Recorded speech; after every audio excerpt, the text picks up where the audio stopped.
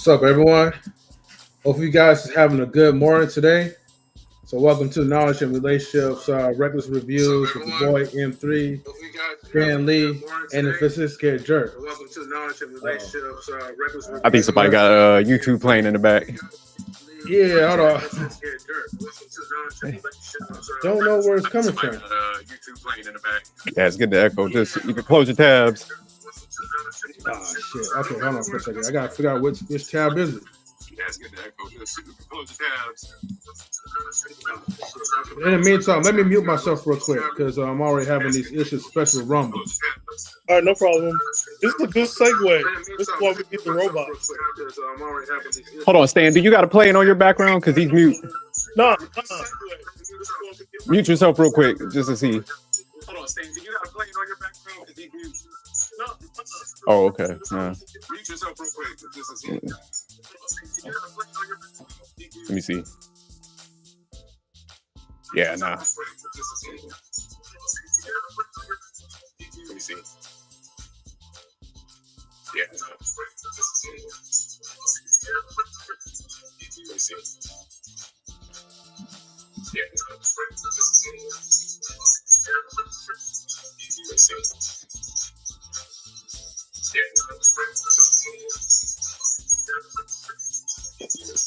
Yeah, just give us a second. We mapping it out.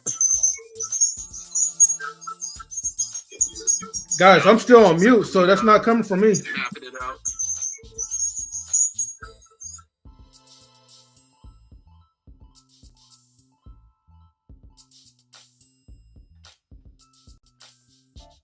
All right, it's gone now. All right, is it gone? Yeah, it's gone. It looked like you just pushed a button, so it's definitely you, M3. Oh, so that's coming from me. Nah, this is still echo. Okay, this is what I'm going to have to do, right? Let me search for like whatever tab that's open. And I'm sorry for the technical issues, guys, man. This is being reckless right now, so hold on. I know it's not coming. Let me just mute myself one more time, okay? Being reckless right now, so hold on.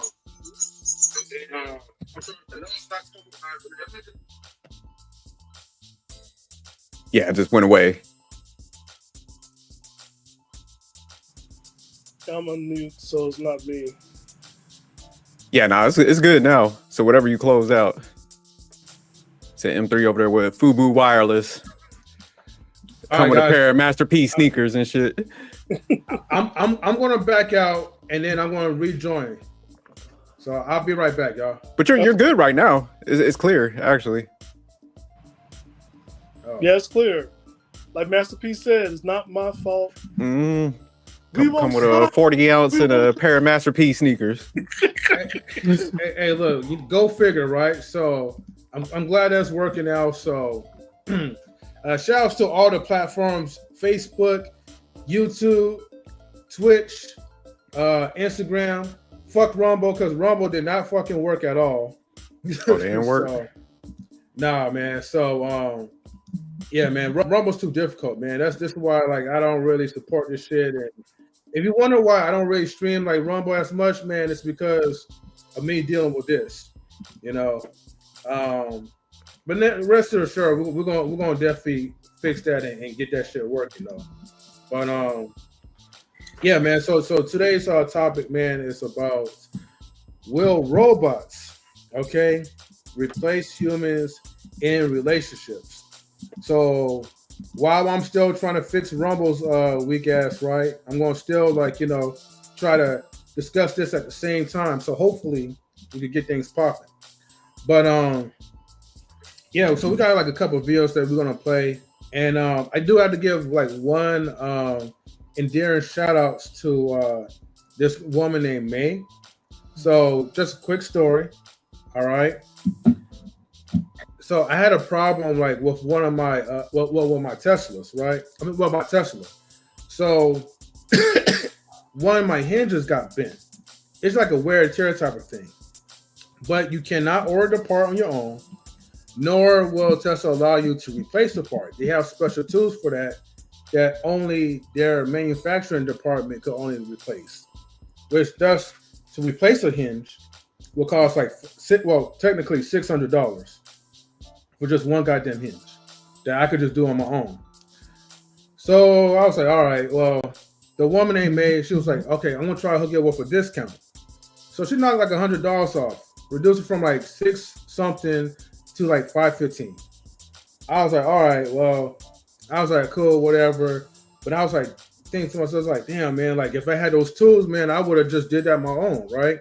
Or if I could at least like order the Tesla part, if it was allowed. But anyways, fast forward everything a week later, the part arrived. The mechanics, they fixed it, but she's the one who does like the billing and all that. So she was like, she hit me up. She was like, Mario, I'm gonna just tell you like this, right? I want to look out for you. I want to hook you up, and I'm going to actually not charge you at all. So yes, for people who don't believe like there's a God, there's a God that exists, right? Okay, damn, I'm having technical issues with my song. Like, I was trying to play like the heaven music, but all right, I'm all fucking up, right? But M3, anyway, real quick, man, definitely shout out to May, man, for hooking you up and stuff, being a good person. But you owe her some dick, man. Like, that's ain't shit free out here. Drizzle. Yeah, and that's the part, right? I kind of fumbled the bag on that one, right? Because like at the end I kind of choked and I just got too much in my head and I didn't really like seal the deal like I should have. So it's not too late. Send her, shoot her email. Lord have mercy. Yeah, she done hooked you up with the Tesla, got the Tesla right. You acted like you had a Subaru, so Teslas out here expensive, and you just. Oh no, he was acting like it was a straight up Buick. I could do it myself. No. I know. Yeah, and you got to put that call in, but like, hey, I was I had to reevaluate the situation. I definitely slipped up. Let me take you out to dinner or something. Yeah, she hooked you up, man. I don't know why I didn't even think about that until after when she left, and it was just like everything just dawned on me. I was like, fuck, like that was an expensive part. She put herself on a line to like get herself in trouble. Management already was like scolding at her. I was like, damn, man, like. I feel like I didn't do any justice. So she dropped the part off to you?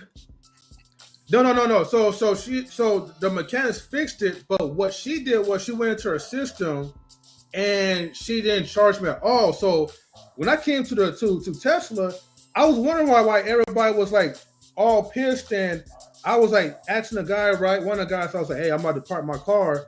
Where should I park at? He was like, park it anywhere. He was just like hella rude, right? And just walked off. Fat ass nigga, right? But I was like, okay, whatever. I didn't know that what she did was like, okay, that I didn't know that management knew what she was doing. So I was like, oh, okay. So that was like a big mess behind the scenes, and all she asked was for like a 5-star review. So I'm gonna have to leave my number on that 5-star review. You owe her some dick. Stop playing. You're gonna have to show up to her house butt naked with a pizza, like you the delivery guy with some. Talk about a 5-star review, dog. You got to deliver, baby. Yeah, I owe her a good one, but let's go and get back to it, man. No. We ain't gonna let that go. That's right. Turn up, Stan. Stop it, because you doing all this. She wasn't Latina, was she? Nope. No. She gotta she stop it. We'll leave it at that. We ain't gonna tell them. We'll leave it at that. She hooked you up. Tesla is not Legos. It's not a Buick. This is not like you could fix it. DIY or no Tesla. I don't recommend anybody do no DIY or no Tesla. Stop it. Look. You gotta let women take care of you, which you did, but at the same time, dude, you gotta be reciprocal. I know, man. And that's why I said. That's why I'm taking accountability on this live stream right now, and no doubt, man. We definitely gotta give you some pushback, but nah, she definitely was vibing for you. She took that risk, man. Yeah, you gotta step up on that one. But real quick, before we jump into the video, so what do y'all think, like looking at the overarching title, will robots replace humans in relationships? Do y'all think that's going to happen in the near future? Do you see the robots? Now, It's happening now. It's already happening now. Look, man, if I don't get made soon, I might have to go with the robots. You know what I mean? Get like a robotic version of me.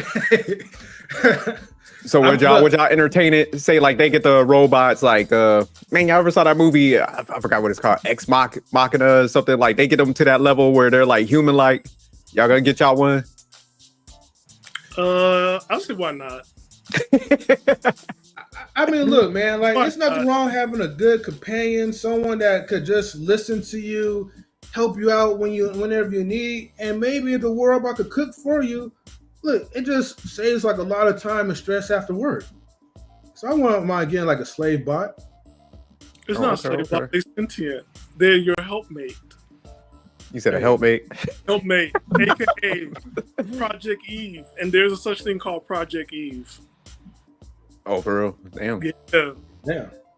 Speaking of Tesla, didn't what's his name? Elon Musk just have a show where he pulled out one. He was like going out on a date or so. Somebody was telling me about the video with him. Like that thing looked like iRobot. I'm like, dude, you have no creativity. That brought that thing in. I was like, man, are we already at war? That was like iRobot all over again. I was like, dude, no. And so then, you said he was in the early stages. Like it didn't look like. No, I don't look. And you know what? I'm gonna say this in the nicest way. Rappers, can y'all have some kind of decorum or like have some kind of like morals? It's like anything that happens, you guys just go for it. Dancing with a damn robot, invite them to the barbecue. Hell no! Stop inviting everybody to the damn barbecue that just go take a dance and go ahead and quote Tupac. That's getting old. Stop it. Just stop it.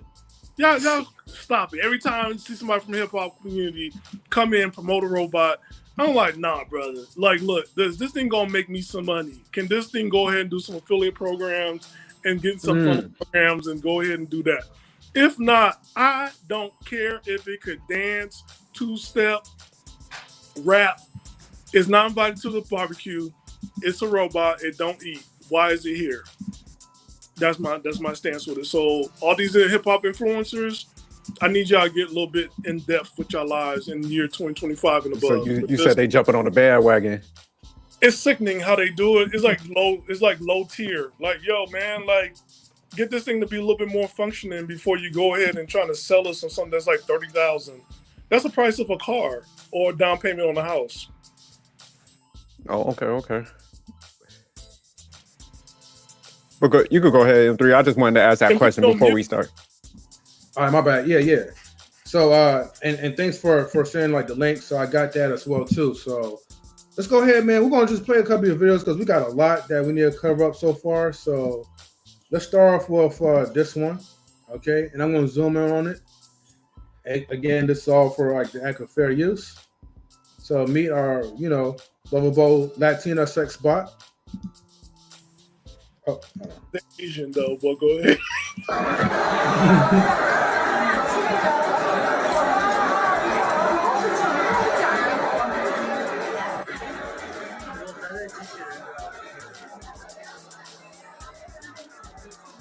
So these the Japanese ones?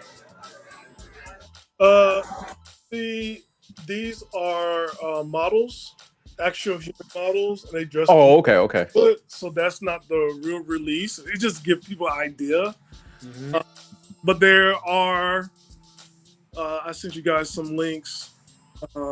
There are some sex bots that's out there, or humanoid bots that's already working in Japan, and yeah, man, it's already. Yeah, play this one real quick. I want to see it.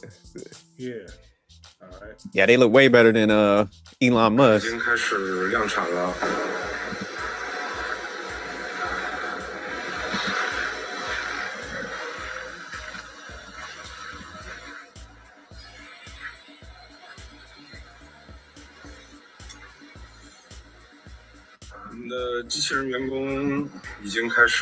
Okay.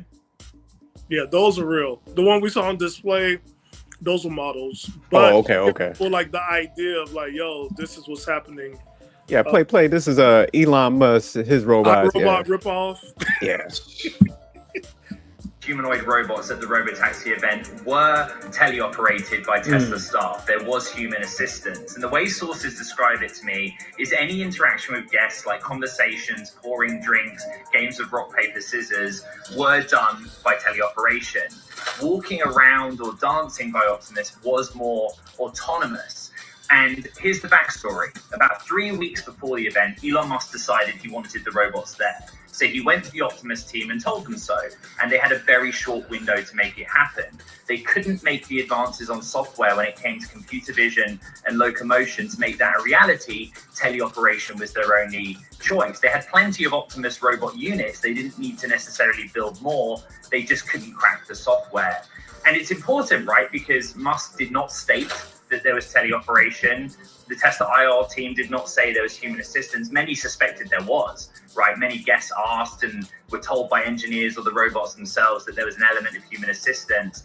But it was an event that was supposed to be about Robotaxi. And for many, Optimus was the main takeaway. Musk said that the future is much nearer in terms of having a personal robot that could cost as little as $20,000. Now there are questions about actually how capable Optimus is and the amount of progress they have made and needs to be made to meet that reality. I don't say there's a whole bunch of robots that know how to dance. But I mean, even to be in the early stages, man, that shit is kind of scary though. Yeah. Especially if somebody could control that shit. You're gonna wake up and choke that shit out of Stan. I'll just go ahead and break the arms. You ever seen enough movies to hit the joints? That's the weakest point of the robot or any machine. There you go. There you go watching movies, thinking that you're gonna do some movie tactics and gonna save your life. What? That's what giving us the blueprint, because it gave him the blueprint to design. Even that car was on iRobot. The truck was on iRobot. The movie, the car where Will Smith got out of, that's iRobot. And so is the robots from iRobot. So I get what you're saying, but what happened if they make like titanium joints and shit? You ain't breaking that. But remember, we all took judo or some kind of jujitsu. This is off balance, right? Leverage. Yeah, but they could download judo, like they could download whatever martial arts that they can for like the robots. Stan can get his ass whooped by a robot. But you know what? We have this thing called perseverance. We're humans. We'll find a way. Yeah, Although there's some humans that went ahead and built this stuff that we don't need it, and we should go ahead and evaluate those humans. Like, why you want to build up slaves? Like, what? Yeah, see, all talk right now until like those werewolves get busted. Imagine like you having like a happy ending that goes wrong. You know what I mean? Mm-hmm. Yeah, she collected your seed, and now you up here like have to pay child support to $2 million. Little M3 sent out to Mars. Yeah, that's just shit. Because like what people don't realize that even the little allegedly the little vacuum cleaners you have in your house, not gonna say name brand because they're not paying us and we don't want them to sue us, allegedly it's been collecting data on people and taking photos.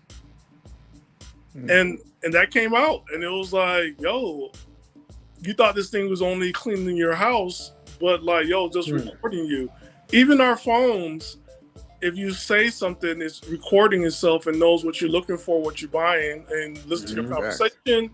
Or when you just meet somebody, next thing you know, you see like your Instagram or your Facebook, like, hey, you need to link up. It's like, I just met them. Like, how you even know I want to put them in my circle? But AI been here, so it's not going anywhere. But how it's affecting the jobs? So basically, an example. If I run into someone, maybe all I need to do is look them up on Facebook, and maybe I might find the suggestions. No, you don't have to. You just have to be next or around each other. So, let's say you talk to Molly. What was her name? Molly May? Yeah, we can call her Molly May. Molly May, or May Molly, right? And you guys was next to each other. She had her personal cell phone there, which I think Tesla don't allow you to. But if it did happen, the cell phones, they do interact, the apps. And then next thing you know, you'll see a request to like, hey, do you want to add her on?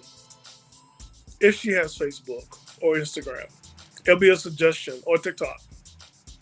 Okay. Yeah, I think you're in the proximity of stuff, man. It's starting to pick like Stan saying, everything's linking with each other. Yep. All right, I gotta put that to a test. I want to look for my whatever suggestions that Facebook be having, But anyways, no, but Tesla and Amazon, they don't have employees not allowed to have their personal cell phones on them. Oh, really? Yeah. Allegedly.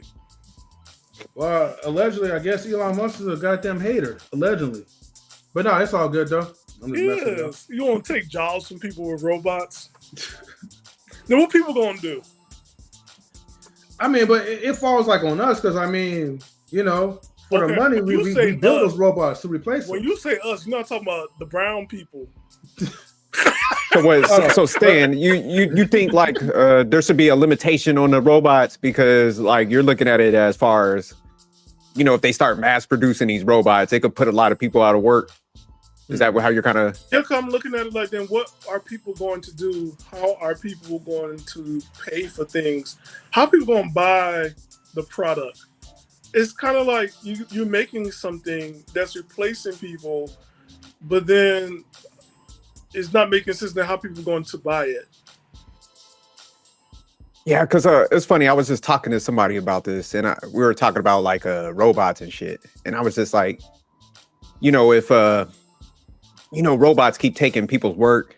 I get it. You want to use like AI for some efficiencies and stuff, but it's like, man, if you have a society of people that's going to be out of work and don't have like purpose, it's like, man, I don't know if people ever seen a society up close that like it's like civil unrest because like I said, they don't have really any jobs or something. It's like, man, it's a mess. So yeah, I agree with you on that. That's why I was like, man, this stuff is getting kind of scary, man, because a lot of these companies, they looking to automate everything. So, I mean, I agree with it in certain instances, but when you look at it as a macro, like you're looking at it, it's like, man, this could be kind of scary because it's like people don't got jobs, crime going to go up.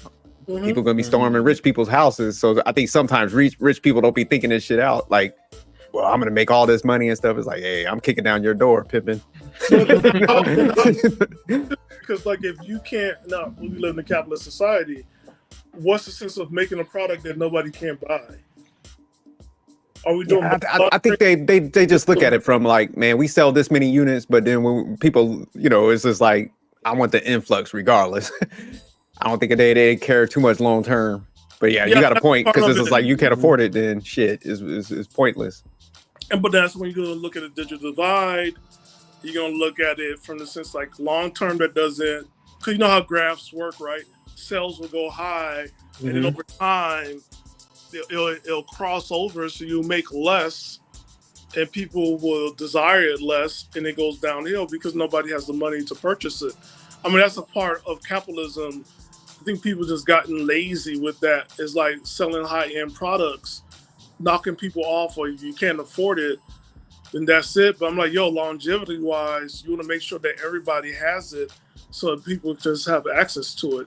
That's why we still call things like Xerox, right? And it's like there's no Xerox really, or laptops or IBM.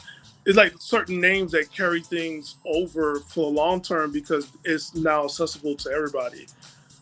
I don't think it's wise to, when it comes to work, and I agree with you, like people don't have purpose or anything. And also we just came from like 2 months ago where automation let us down and people couldn't fly out, right? That was over the weekend or something like that, where airlines was shut down because they had a system upgrade all of a sudden.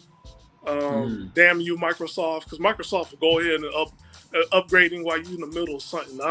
That's why I ain't gonna say the name of the company. We ain't getting sponsored yet. But they like, I can make you, I can break you. So, but Microsoft, since they ain't, whatever, they that thing, the upgrades on computers is ridiculous because you're in the middle of something, it just upgrades it right there in the middle of a function. So when you look at that, you still need people. But if you constantly putting people out of work, you're gonna have to pay for that. You have to pay for it somewhere. Right. Yeah. I ain't gonna lie though, man. I do like them kiosks at McDonald's, different places. Cause some people that be always at the cashiers be always like pissed off about everything. So it's like, man, sometimes I don't even like dealing with them. I'm like, but I mean, when you go in there now, it'd be like one cashier, you know, and they have like 5 different kiosks. So yeah, when you start looking at it, Walmart, I was in there the other day, like picking up some things. Man, they got rid of the majority of them cashiers.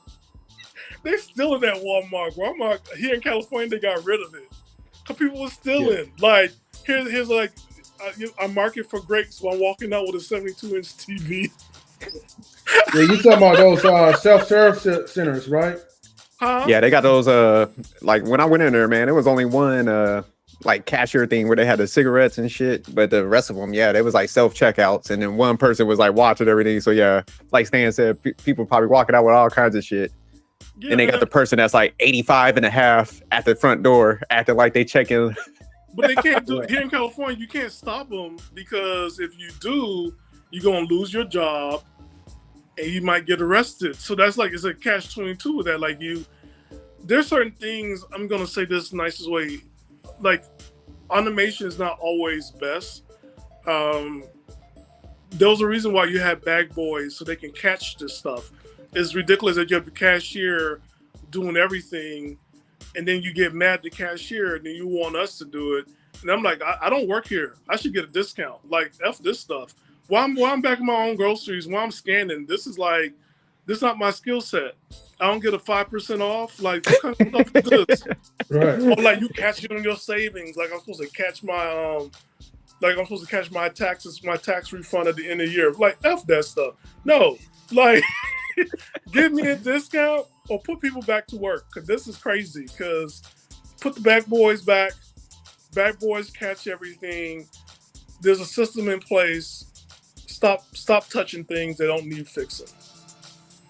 And then put like better people at the cashiers as a people person. Just putting anybody at the cashiers that don't want to talk to people is like why would you do that? Like what kind of managers or hiring officers do that type of stuff when you don't pick people persons at the cashier? They represent the company.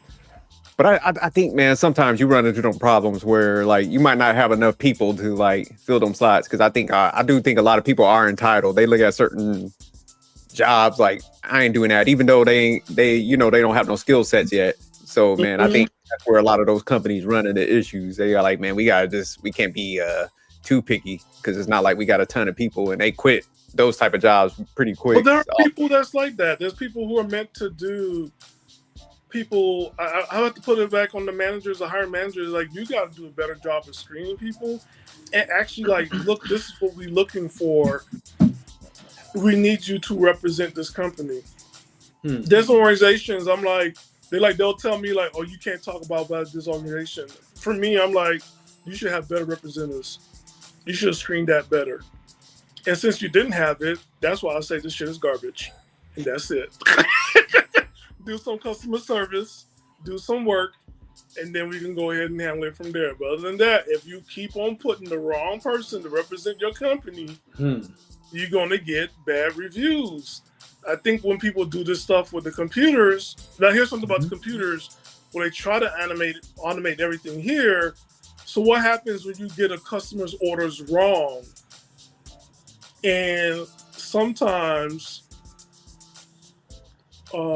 certain people, we ain't gonna put no race and no color, can go from 0 to 1,000, and that robot ain't gonna stand a chance.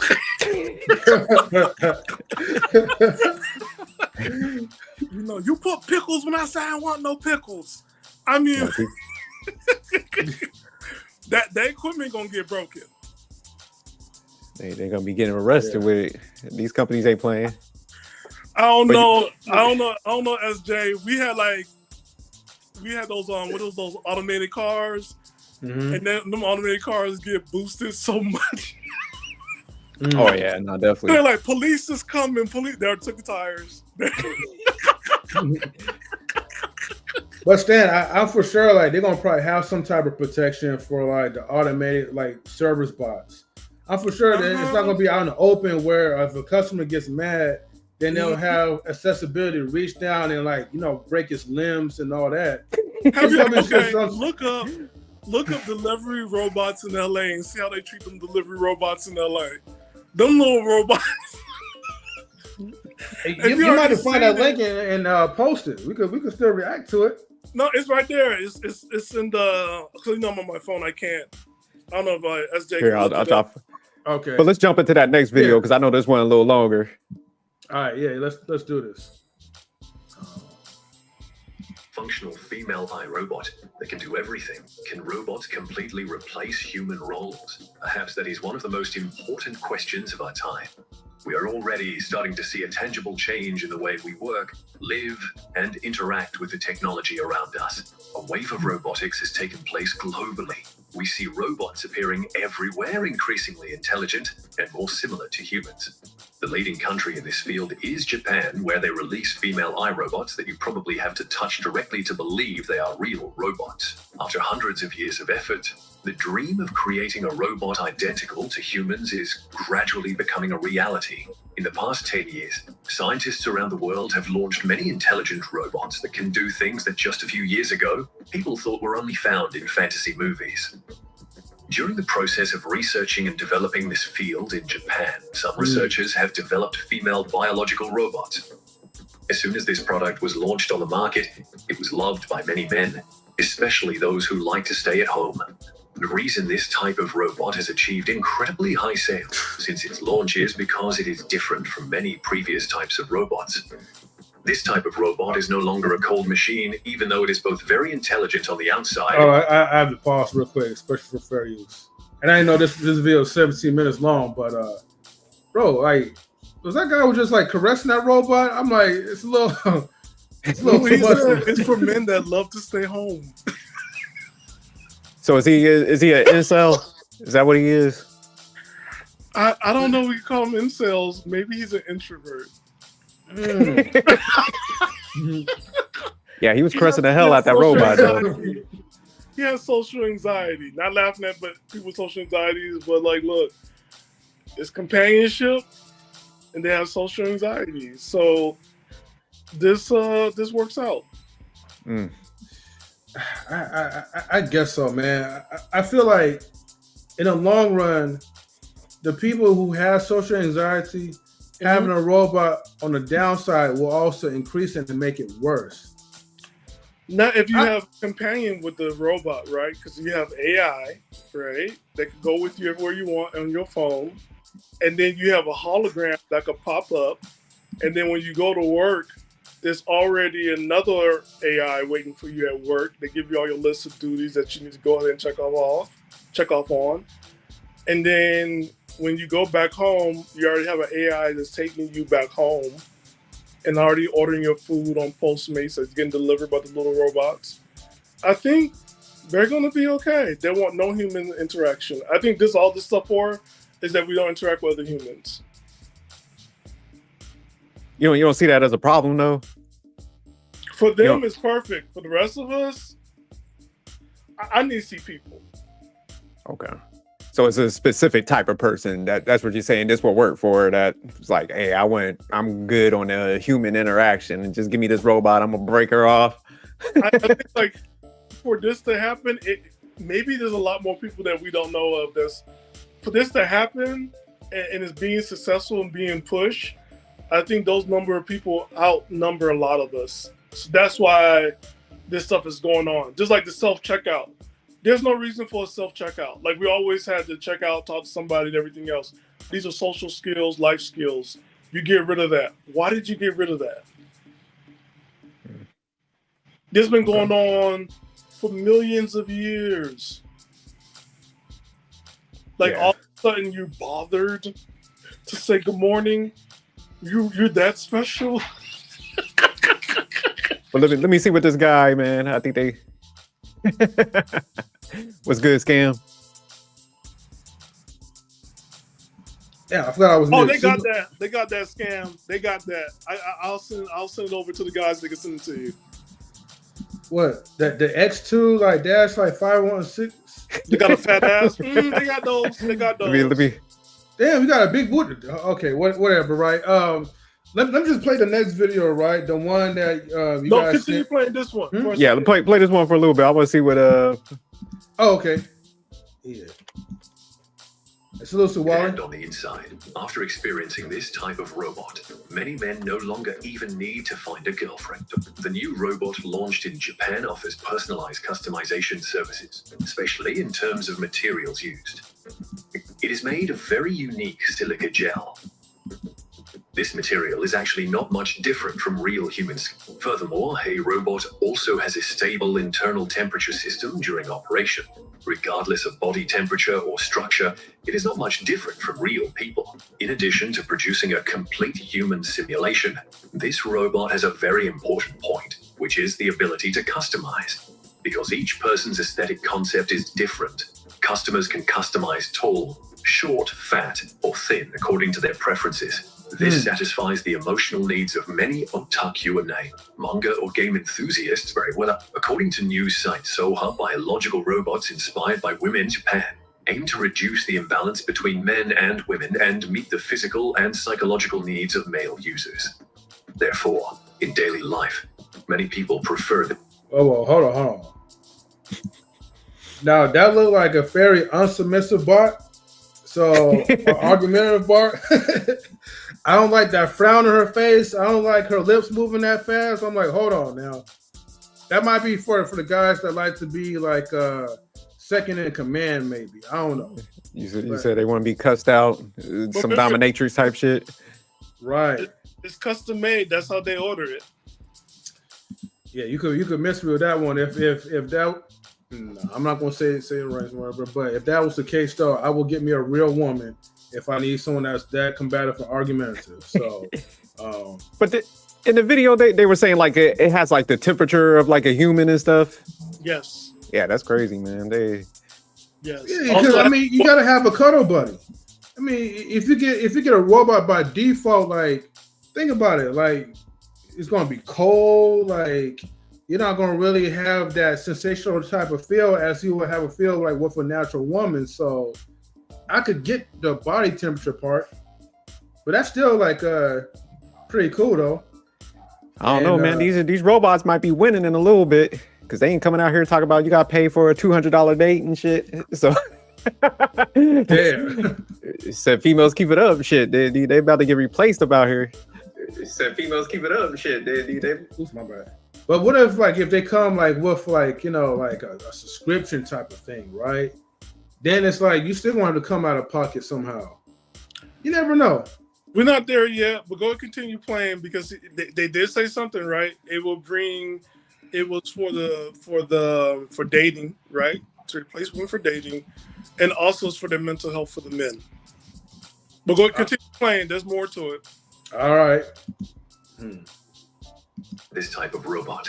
When dating with a real girlfriend, conflicts can occur, but not with female robots. They will always follow their owner's orders. Therefore, since the appearance of biological robots, it is no surprise that they have always been strongly sought after.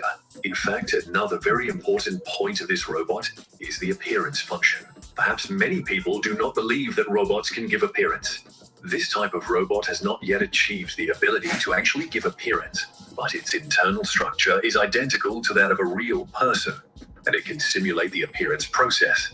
Some researchers point out that with continuous advancement of future technology, if the robot is equipped with test tube appearance equipment, giving appearance through the robot is completely possible. For example, Grace, the medical robot, has a very likable appearance. Grace is designed to interact with the elderly and those isolated by the COVID-19 pandemic. Hanson Robotics models Grace with a white and blue pattern nurse's uniform, face with Asian features, long brown hair, and a thermal camera on her chest to measure her temperature and reflexes. Reaction of the other person.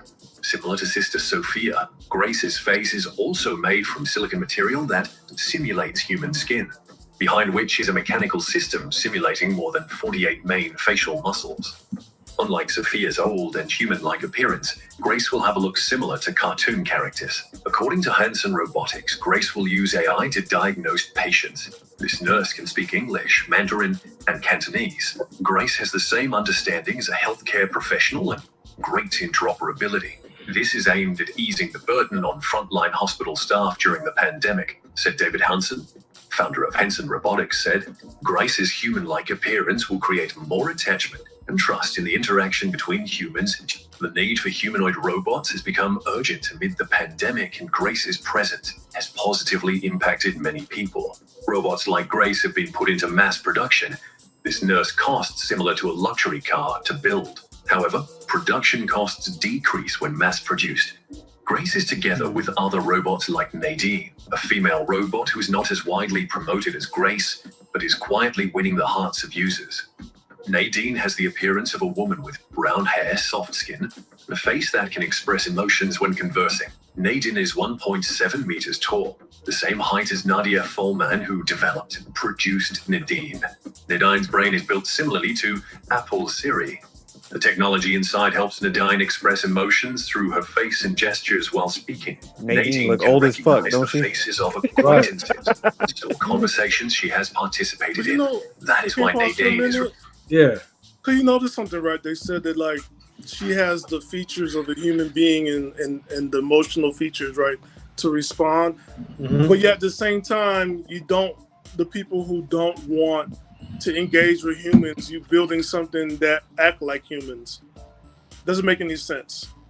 Yeah, that's what I think is confusing about it. It's like, man, they have to be bad with interactions with humans. That's where that's why I was asking you what niche of people like will want this, because it's almost like you said, you still want a human-like person, but you don't want to go all the way there. So it's definitely something with you that you know. I mean, the common denominator is basically nobody doesn't want to get rejected. They still want to talk. They still want to have the companionship. They still want to have the affection. But they just can't handle the rejection. And because you can't handle that one part, basically, like, you can't even take an L, okay? Once you start, if you're a man and you start learning and adapting to, like, taking L's, and start turning those L's, those losses into these lessons, and eventually convert that into these W's for the win, then, like, I mean, we won't even be having these discussions about having these like robots, these companionships, and using artificial intelligence such as like Siri, ChatGPT, Google, and all these other like, you know, AI, you know, whatever figures to really like, you know, give us that true, the artificial companionship that we're longing for. So again, it's just the rejection part that people are just afraid of. And I don't know why, but people haven't overcame that. Scam had a good point though when I was talking about the $200 date and stuff. You know, it's definitely a joke, but them batteries, them parts. But you know what? For the price of $200 for one date, you have ongoing peace.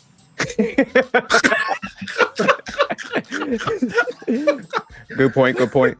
Now, what's funny about this video down here, though, is it's like Nadine is like 2 years from retirement and shit. So I don't understand why they would make it like an old ass robot. Oh, that's easy. You know why? Because Nadine reminds you of a mom or an auntie or a grandmother. I was gonna say so. There's mom. a trust. No, but there's a trust. That's their school teacher, your second grade school teacher, right?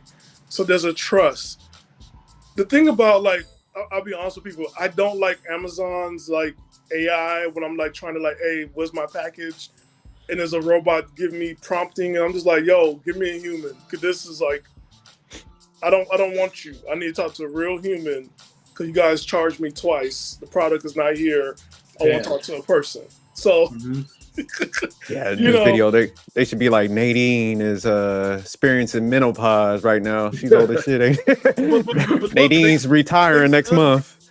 No, they did their studies, right? Because Nadine is relatable. So you're not, when you look at the nurse, right? The nurse is relatable. The nurse could calm people. They did their studies, man. They did their studies.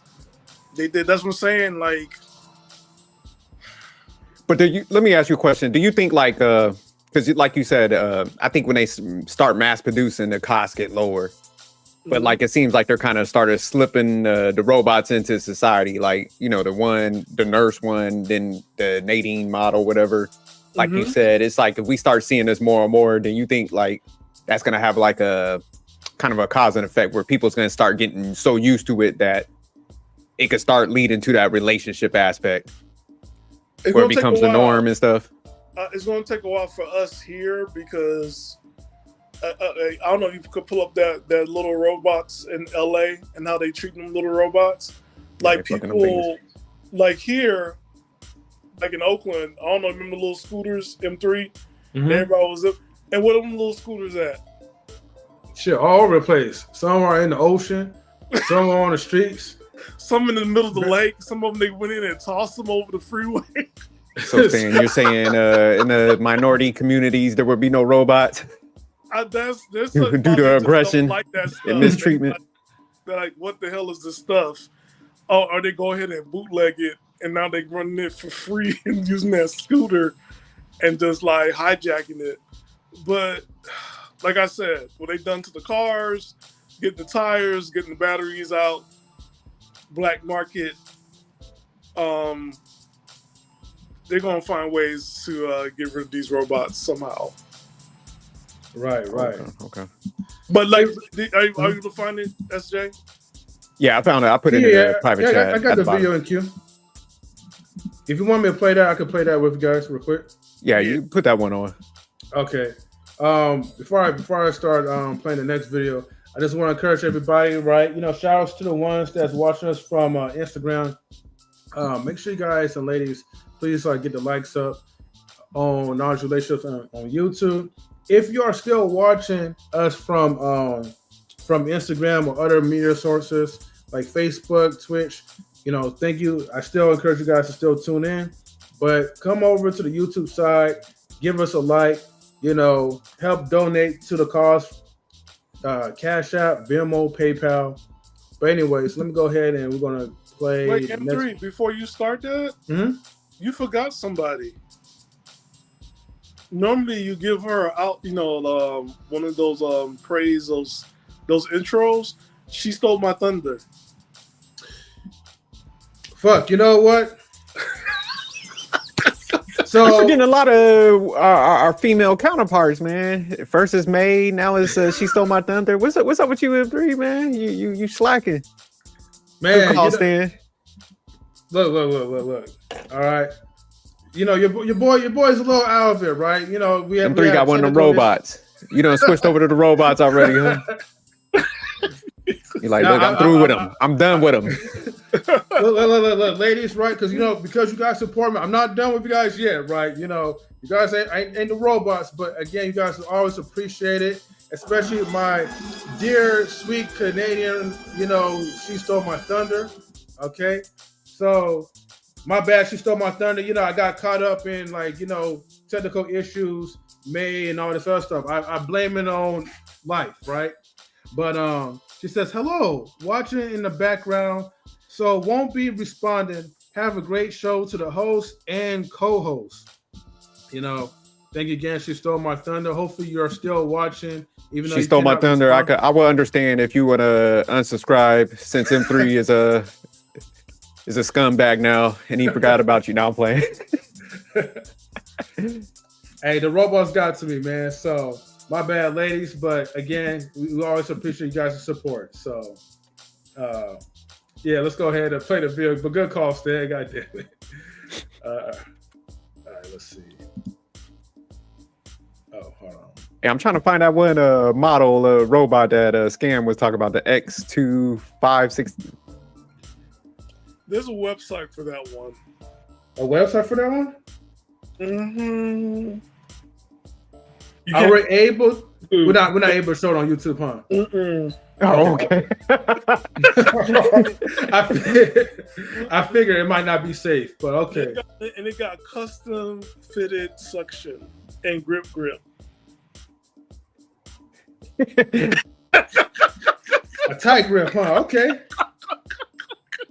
Damn. Hey, look.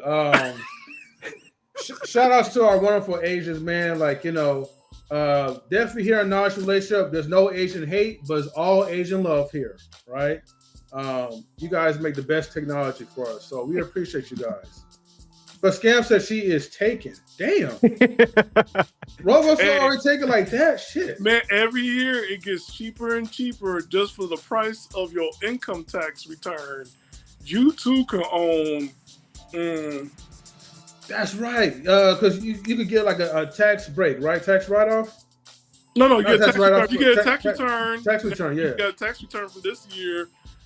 You know, it's only 1/4 of your tax return, the average tax return, and you can go ahead and get a Glock 5,000. And okay. They have the temperature gauge, the wet gauge, could communicate, talk to you like, hey, how you doing? How's your day at work? Sit down. Wait, you said communicate or come? Communicate and does the whole thing. Oh, okay. Custom fitted. You said, damn. What the massage, fuck? Vibrates, strokes, does the whole works. Wait.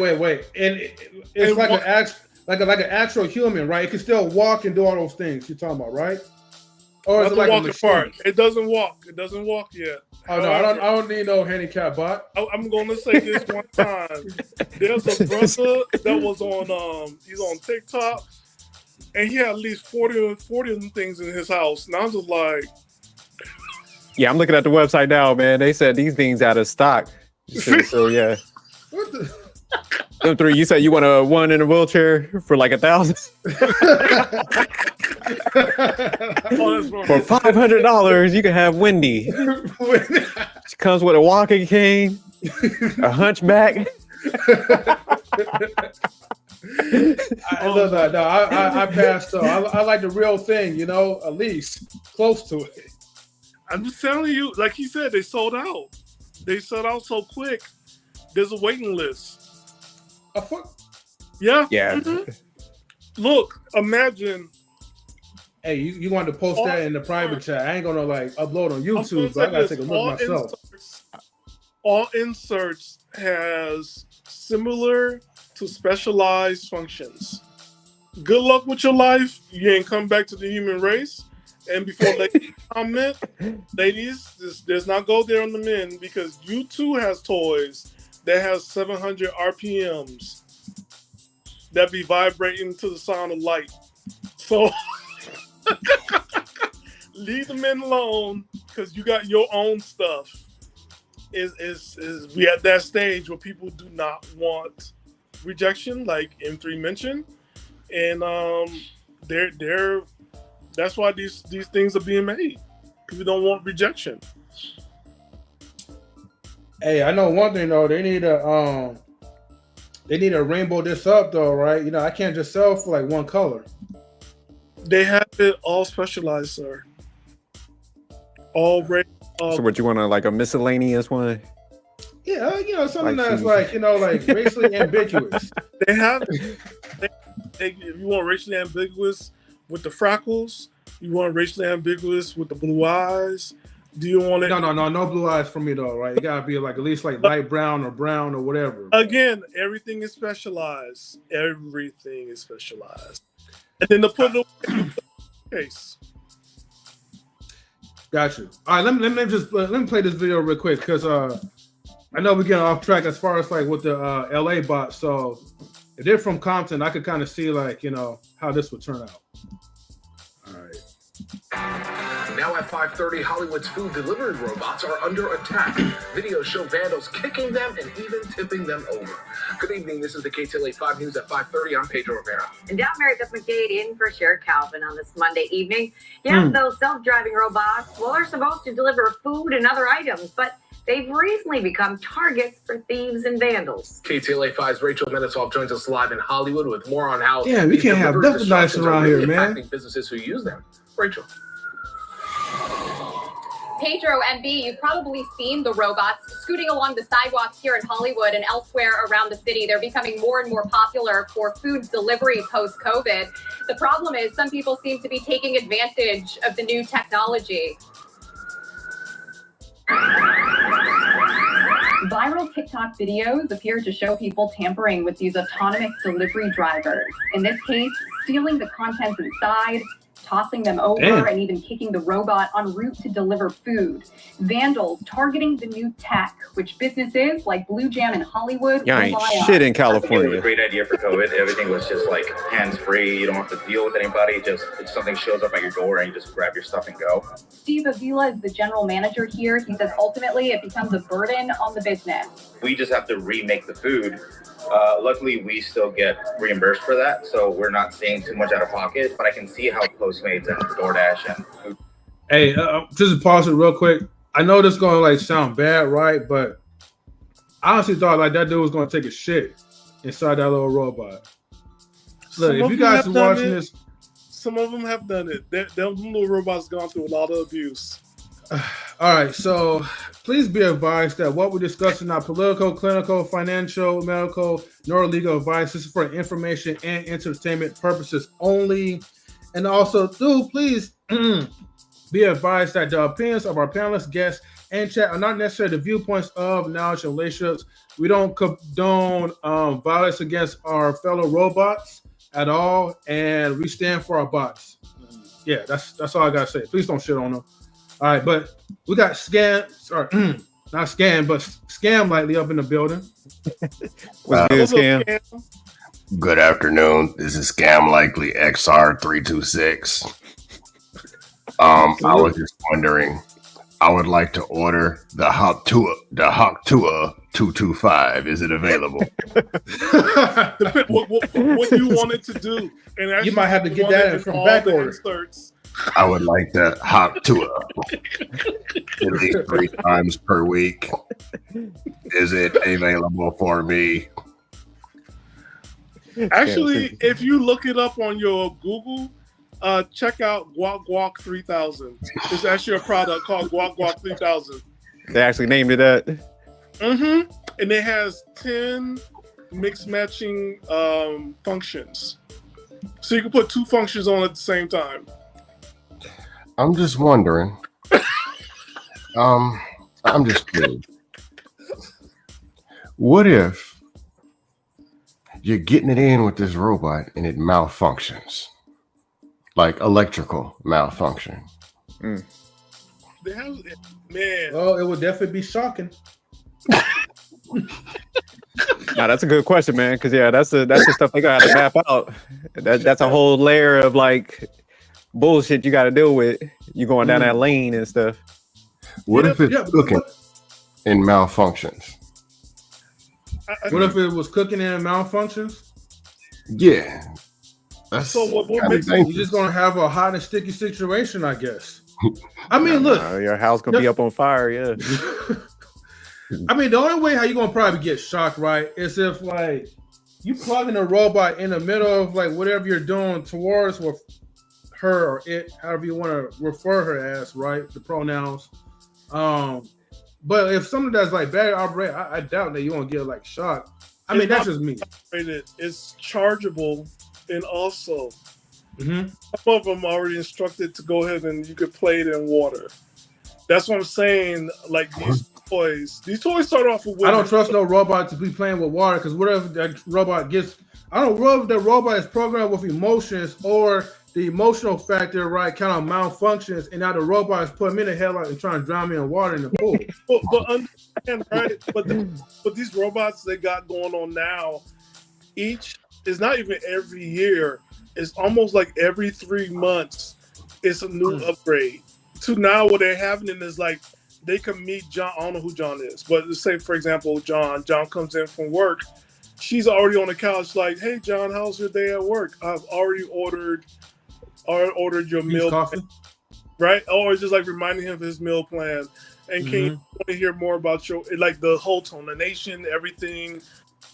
Our homes are already programmed through our cell phones, so you can unlock the door, turn on the TV, put on news. I got another question, Stan, real quick. You know what a perpetual plan is, right? Perpetual what? A perpetual plan. Perpetual. Okay, perpetual.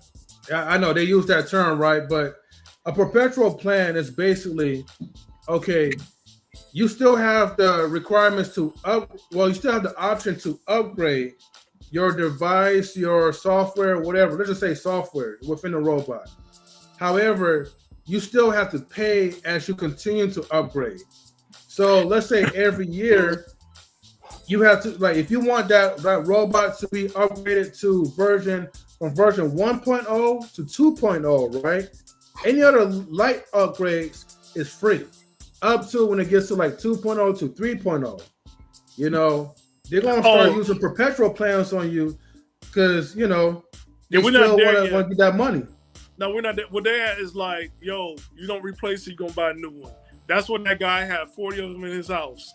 Each year, he's buying new ones upon new ones. That man had 40 of them. And I'm just like, oh, hell no. But yeah, that is going to be the next wave, M3, where it's like you said, upgrades. That's where they're going to get people, man, as far as like, hey, you want this, them to do these different features, you got to unlock this, like, but you think they're gonna software downgrade or something. You think they're going to complain about it, though? Oh, no. People going to pay. No, of course not. But I'm saying, like, you're going to be spending, again, people might think you get a robot, it will be cheaper to pay and keep her, but that robot is going to be high maintenance. They're going to figure out a way. And I get it. It's a trade-off for, like, peace and tranquility or whatever.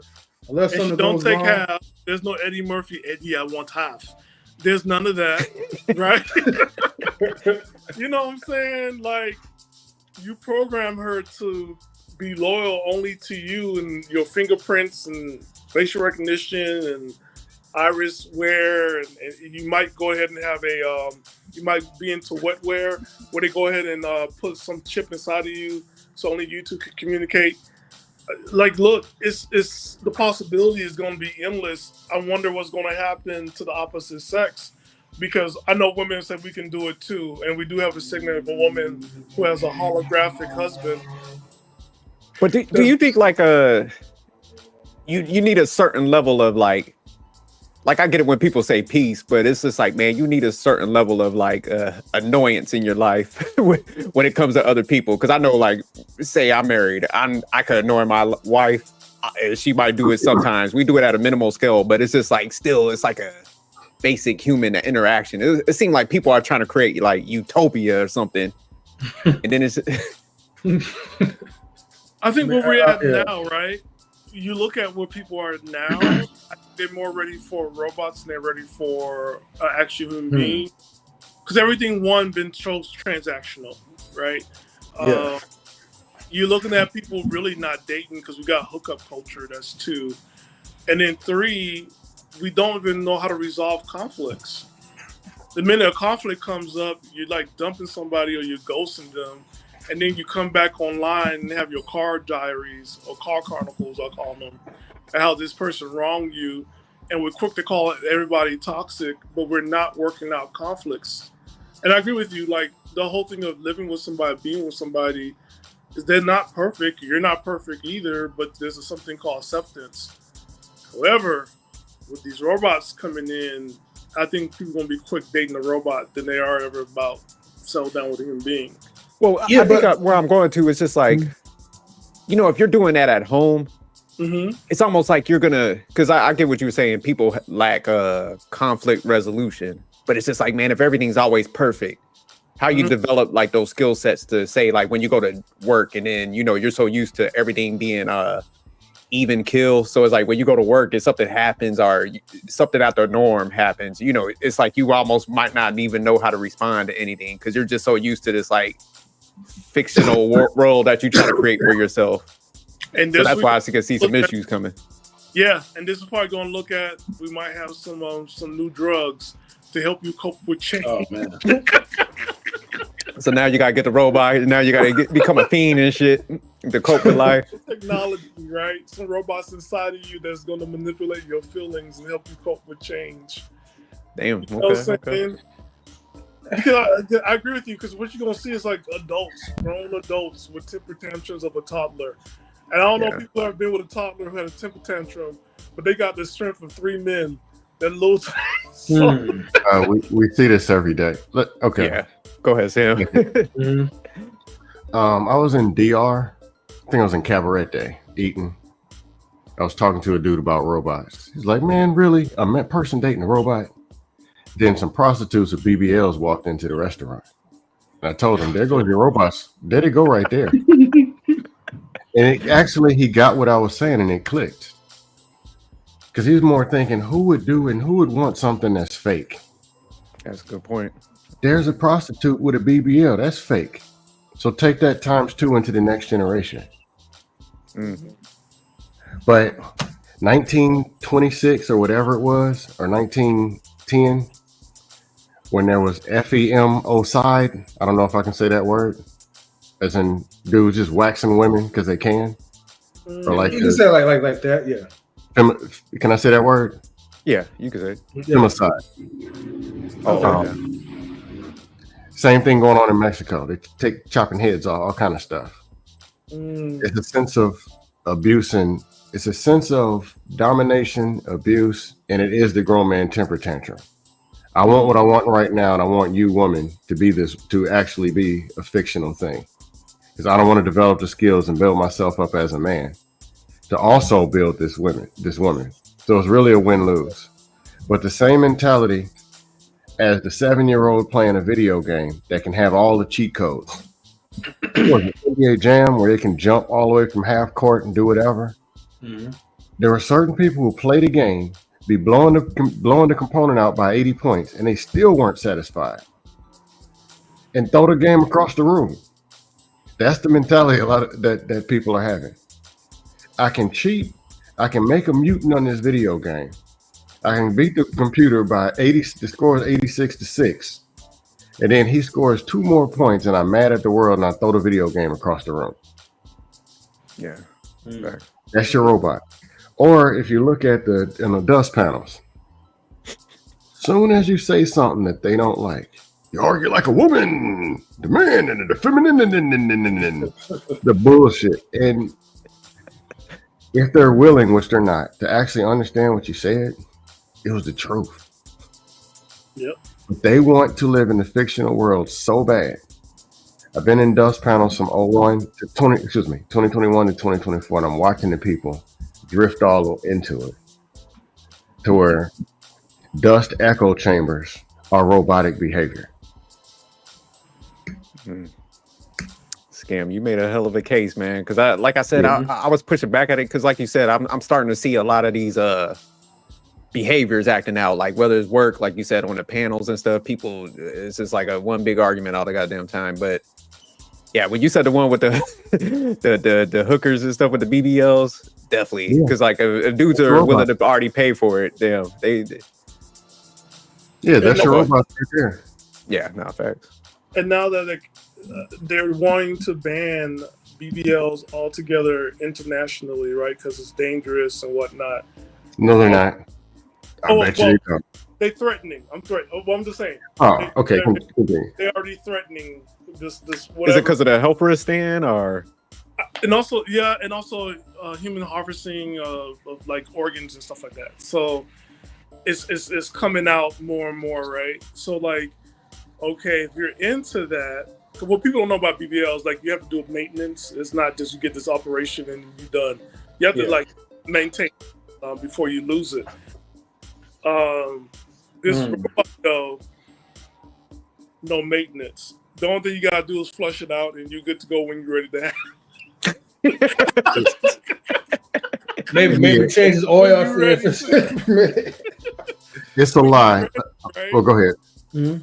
I mean, when you're ready to go, like it's good to go. So like, for the price of like a night, you can have this for the rest of your life, or for another night, you can get your new model. I could be into redheads this month. Next month, I want a blonde, or I want them both at the same time. It's that video game cheat. It's NBA Jam. I'm telling you. But for some people, this is where they're at, and they're like, I don't want rejection. I want what I want. It's already in my head. I could recreate it. And guess what? It also pays itself because I could go ahead and put this on OnlyFans and get paid. And it pays. Stay, I got a whole blueprint out here. No, but you see it, right? Because even like the AI, right? People following AI imagery on Instagram And then from Instagram, there's a funnel where you go from Instagram to OnlyFans. These women are not even real, and they bringing in the bank creators because they are like hooked on the image of this person they met on OnlyFans on Instagram. That's meeting them on OnlyFans, and it's an AI that's generating conversations with them, and it's not even that person, and they're paying for it. Are they aware that those are AI like images and AI figurines? They might not even care. Model. People want what they want, and they want to feel the way they want to feel so bad that eventually they don't care. Like the BBL, for example. I know it's fake. I know she's getting bent over by Slick Jimmy 3 hours from now. But I'm not a Fresh and Fit fan. Yeah, I'm not a Fresh and Fit fan. But years ago, they said one thing that I do agree with. Mm-hmm. Men with low self-esteem, that and ones that do have money, the reason they go to strip clubs, the reason they go and do this stuff and get simped and pimped, they want someone to be nice to them. And they'll do anything. And it is feeling based. Mm-hmm. They had an angry mama, or they've been teased and punked in high school and college, or rejected, ganked and skanked by the stank hole, whatever it is. This woman rubs the back of her head, smiles, and says, "Thank you, I like you," and kisses them on the neck. And they want that so bad. They'll do anything to get it. Women are the same way. Anything for a dude to tell them they're beautiful. This is behavior based. So it's not, I want to say it goes deeper, but it's pretty simple. But when people don't develop those skills, and you cannot lie and manipulate, tell people those don't matter, and deep down they do. Like, it's a lot to go with this. Let me ask you this I like where you heading those scan. Oh, my bad. Go ahead, M3. No, I was going to ask a follow-up question. Like, well, what if, like going back to, like, let's just say, like, for the women or men, but just for the women, right? What if, like, okay, you still encounter those same type of women that will do anything just for a man to tell them that they're beautiful. However, they already have a husband and they're still looking for more male validation. What do you say, like, for those people like that? It could be anybody. It could be men too, though. But I can't answer that. Here's the deal. Realistic or not, there's something that people like, and there's something that people don't. Okay. There is a high level of people who are in marriages that are in zombie marriages because the person they're with is not what they like. They're going to have a problem, and it's a matter of time. They are not going to be together. Not even for the money? They only like money. Okay. If it's a woman that's somewhat attractive. All right, here's how I'll explain it. Mm-hmm. Type of woman I date. I'm ugly. On Tuesdays and Thursdays, I'm an ugly guy. The type of women I date look better than I do. Most women, because I'm old, I'm 44. Most women I met been in love before. Had a guy they were chasing after, wanted, couldn't get, whatever happened, but they've been in love. They had that feeling. That feeling is not replaceable. You can't replace it with money. You can't replace it with all the talk and influence, whatever. So they might date you. They might fool themselves into thinking that that's what they want. The 6-figure, 6-pack, all the bullshit. Mm-hmm. But the thing they're really looking for is that connection and that attraction that they had with the person that they love. And they've had it before. So it's a matter of time before they default looking for the thing that they really want. And that's happening in marriages. And a lot of times what they're doing in the marriage, taking the money and he's nice to me, but really they want to beat that man with a brick into being that regular dude that they fell in love with 6 years ago. So they'll never be satisfied. So it's, how come you touch my door handles? How come you didn't clean up this mess? The truth is, you're not Big Tony that I was in love with 6 years ago. That's what she's really trying to tell him. And he's not getting it. But that's what you look at. The robots come in, give him what he needs, and then he gives his wife what she wants. It's a cuckold relationship. All four of us, the BBC crew, And she remember her college days, and she's like, "This is what I want." And then, because she ain't gonna leave her husband, because she's already gone accustomed to a standard of living. Technically, she left her husband already. Technically, she already left her husband. Yeah, she mentally checked out. She left it, but now she ain't leaving that money and them trips, and that that what's the word I'm looking for? When people have, we don't have that so much in California, but in the South, in the East Coast, they have country clubs. That country club living, that's something like a lot of us in California don't know about country clubs. But she grew up with that country club and she got kids, she ain't gonna ruin that life. So she gets on the weekend and he got the robot. Everybody's happy. Everybody's getting something. Everybody's happy because 90% of men in our country and can't even afford to get in the club. So the country club men, that's like 5%. I know, but like a lot of those women, us, but they ain't leaving their husband yet. But I agree with you because they need something. Everybody needs something, and we ignore that part. And because of rejection, that's why all these things are opened up. Like it's just like, yo, you say you don't want human interactions, but you're interfacing with the robot. You get annoyed with men, but then you got a freaking hologram, and you taking pictures with the hologram, and you married to a hologram. And y'all get married to a hologram, and you get married to yourself, but you don't get married to a man. Let me ask Scam something because I like where he was kind of going. So, Scam, do you think it's kind of like this robot stuff and everything is a cop out for people? Because I like what you said. It's like sometimes they don't develop the skills, but they might have had something and they just, they're looking to fill that void with like you said, the cheat code, because it's almost like I can't replicate that, or I'm just kind of lazy to go find somebody. Because I mean, there's enough nice people out here that would treat you nice. So do you think sometimes it's like a laziness and a cop out? It's a combo of things, but I was gonna go to how it is built. There's two things that don't come with a manual or with a formula. One is parenting, and the other one's relationships. Man and woman have not gotten along since the beginning of time. And they can burn that traditional talk because that's a lie. They hate each other then too. That's how we got here, is them alleged traditions.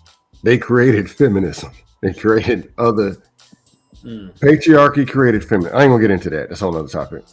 But what it is if you go and ask people, I've asked white, black, in other countries in Spanish, I've asked people, Colombia, Panama, DR, were you taught how to be in a relationship?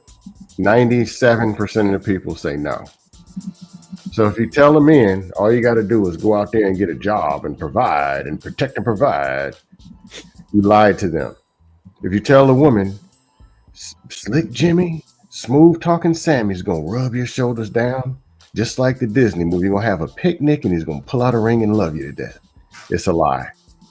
So the formula's already bad, and you're sending them out there to cope with a level of pain and disappointment when they find out what it really is, or don't find out what it really is.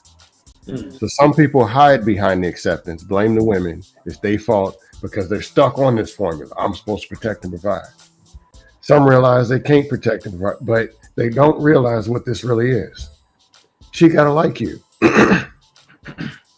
You have to be connected. You have to be aligned, and she has to like you. And love is the safest place to be. But they're telling people love don't matter. It's about the money. Like, that formula is so bad that the way that people are coping with the pain is either running from it or running to the actual wrong thing. Does that make sense? Yeah, no, absolutely. Like, some people are so scared to get hurt that they run to the robot. Some people are so scared to accept defeat that they run to the robot. Some are so controlling or stuck in their ways that they have to have what they want when they want. They're so undisciplined that they run to the robot. So it's multiple things happening at the same time. But foundationally, core values and relationship skills is the only way to fix it. And the people said no. I agree with And you. I throw the manipulation because I'm getting sick of the married people coming up here pitching the bullshit. And some of them join the talking point mafia, and they selling the single people the same bullshit that ain't even working and ain't working for them. Like, there's a human dynamic. Attraction and communication and connection are strong things, and they trump all. And no one. What would you say that they're trying to? A lot of married couples are pitching bad. What are a few things? Because I agree with you. Number one, protect and provide. Protect and provide. Ain't nobody. I don't see women in karate dojos looking for men. Haven't seen it. Sorry, I was recovering from being sick. My voice messed up. But to provide. Women got jobs. The 6-figure, all that junk. I went to college, and they were dating the other college guy. That's called connection. They don't talk about that.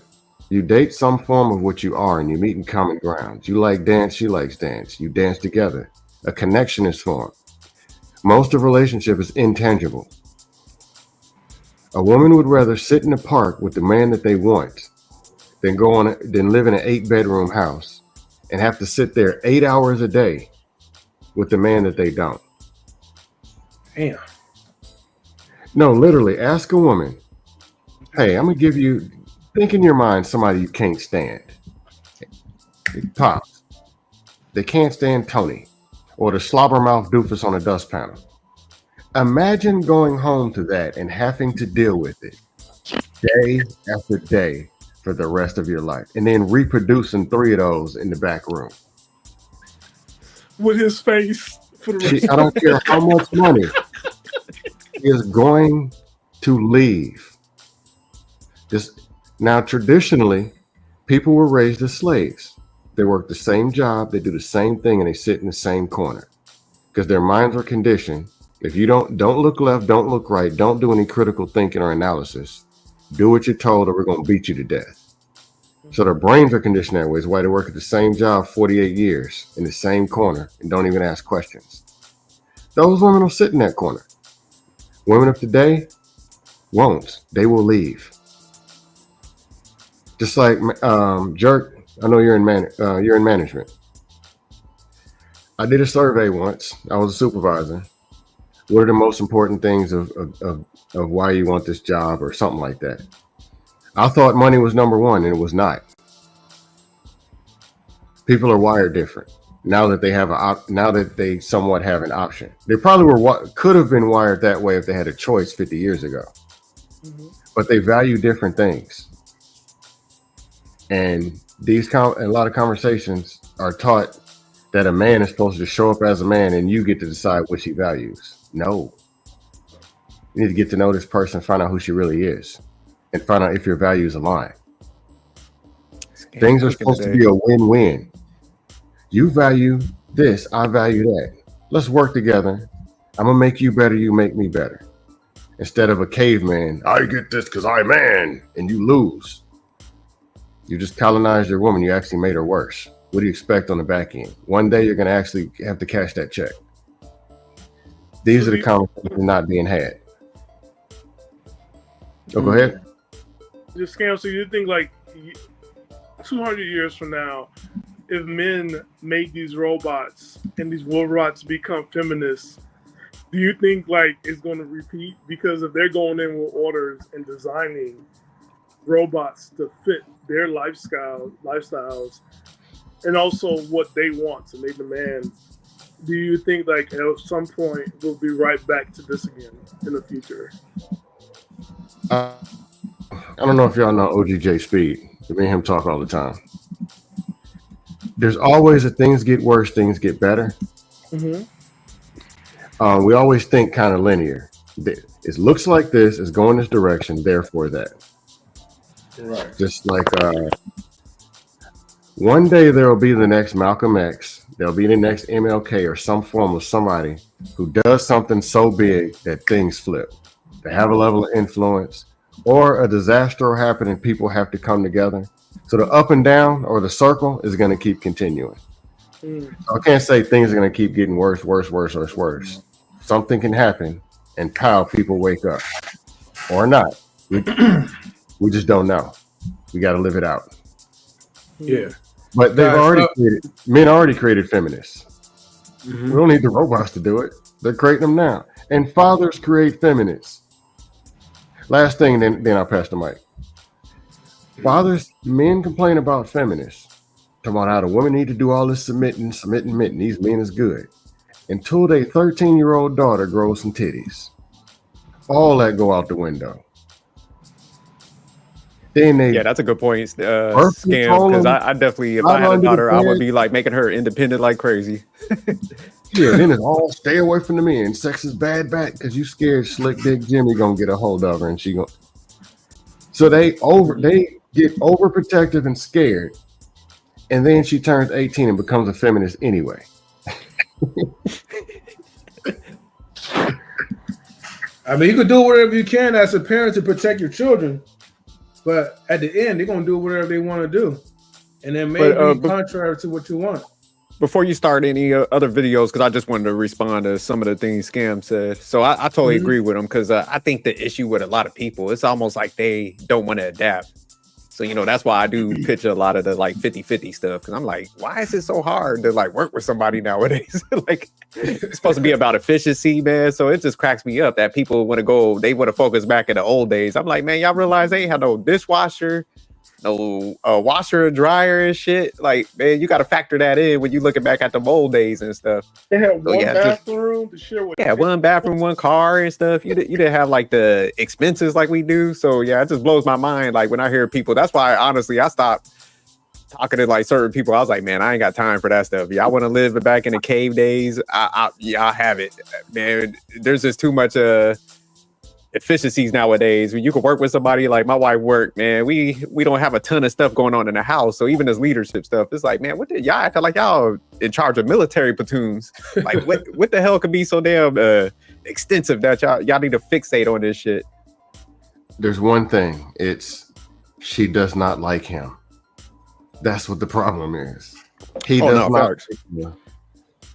She doesn't like him, or a combination of both. Good people who like each other usually have good energy.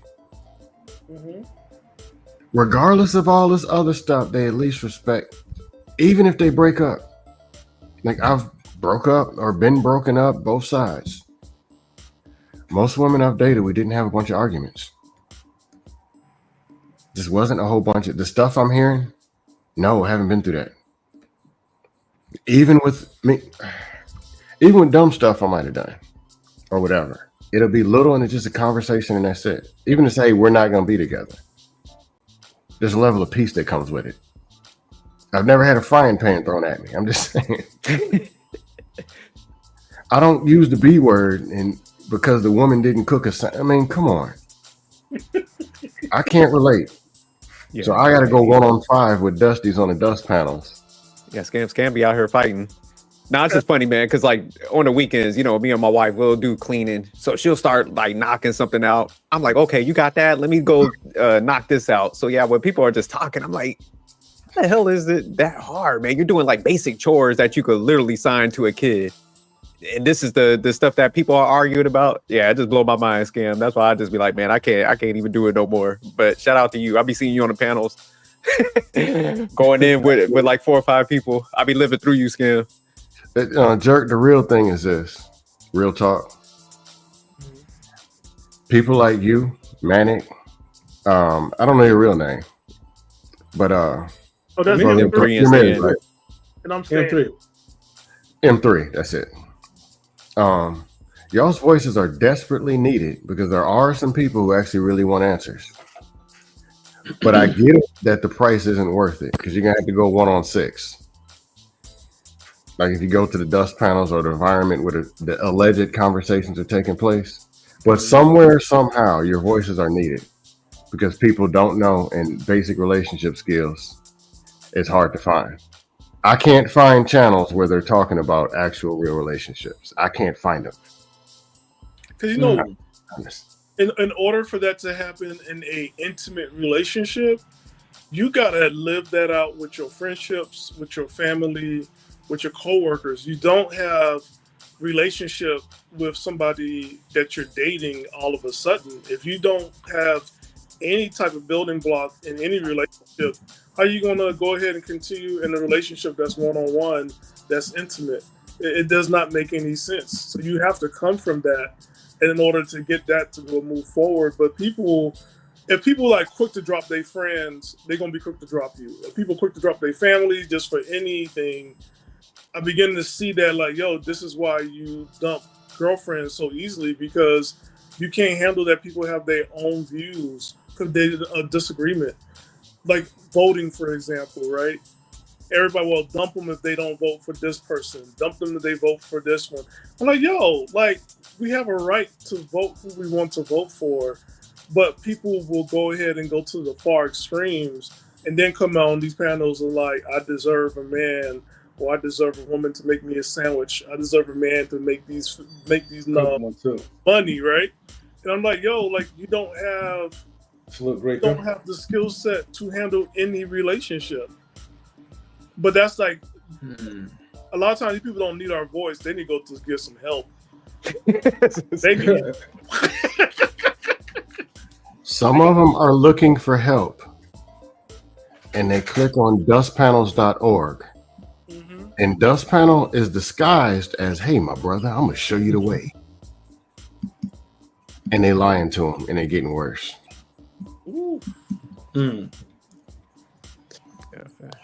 They're still talking about protect and provide and the money in the bag and the woman does not freaking like you. And that's third grade when you used to write them notes with the pull string. I like you, do you like me? Ain't that the first question and first answer? Does she like you? And this is people who, they were 8 years old. They can't protect and provide. Right. So how at 8 to 18 and 25 did it get screwed up?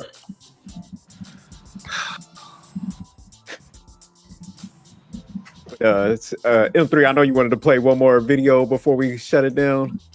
Yeah. This game was cooking today, man. No. It was like it was definitely like it was deep, man. It had me thinking like a lot, and it had me thinking about like just reassessing like how certain people operate, because, bro, like the people that you're talking about, like I know these type of people, and what goes on to my mom. Oh, sorry, my birds are screaming, but better shut the fuck up. But what I was gonna say was right. Yeah, so the people right that I personally know who are in relationships where, okay, you had one guy and the guy was a lawyer. The guy was giving you everything, the free will, free range, everything. You left that lawyer to be with another person because you got bored. And most of the reason why you got bored was because he allowed you to do certain things.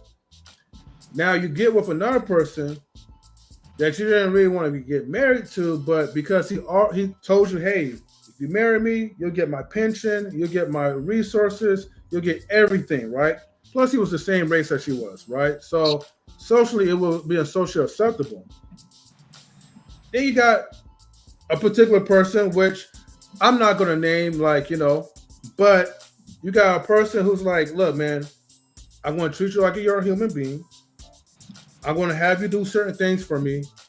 And the only payment that I will give you is just my time and attention. And that's what you really crave for. So it makes me think in the end, maybe shit is not going to really work out, or she'll probably stick around for the long haul, but she's going to be miserable and depressed. I mean, she's already talking to her ex, and she's already talking to a particular guy, which I'm not going to name. But, shout outs to, the unfaithful girls who want to pretend that, things is good, life is sweet, finances are right, until you get your mind right.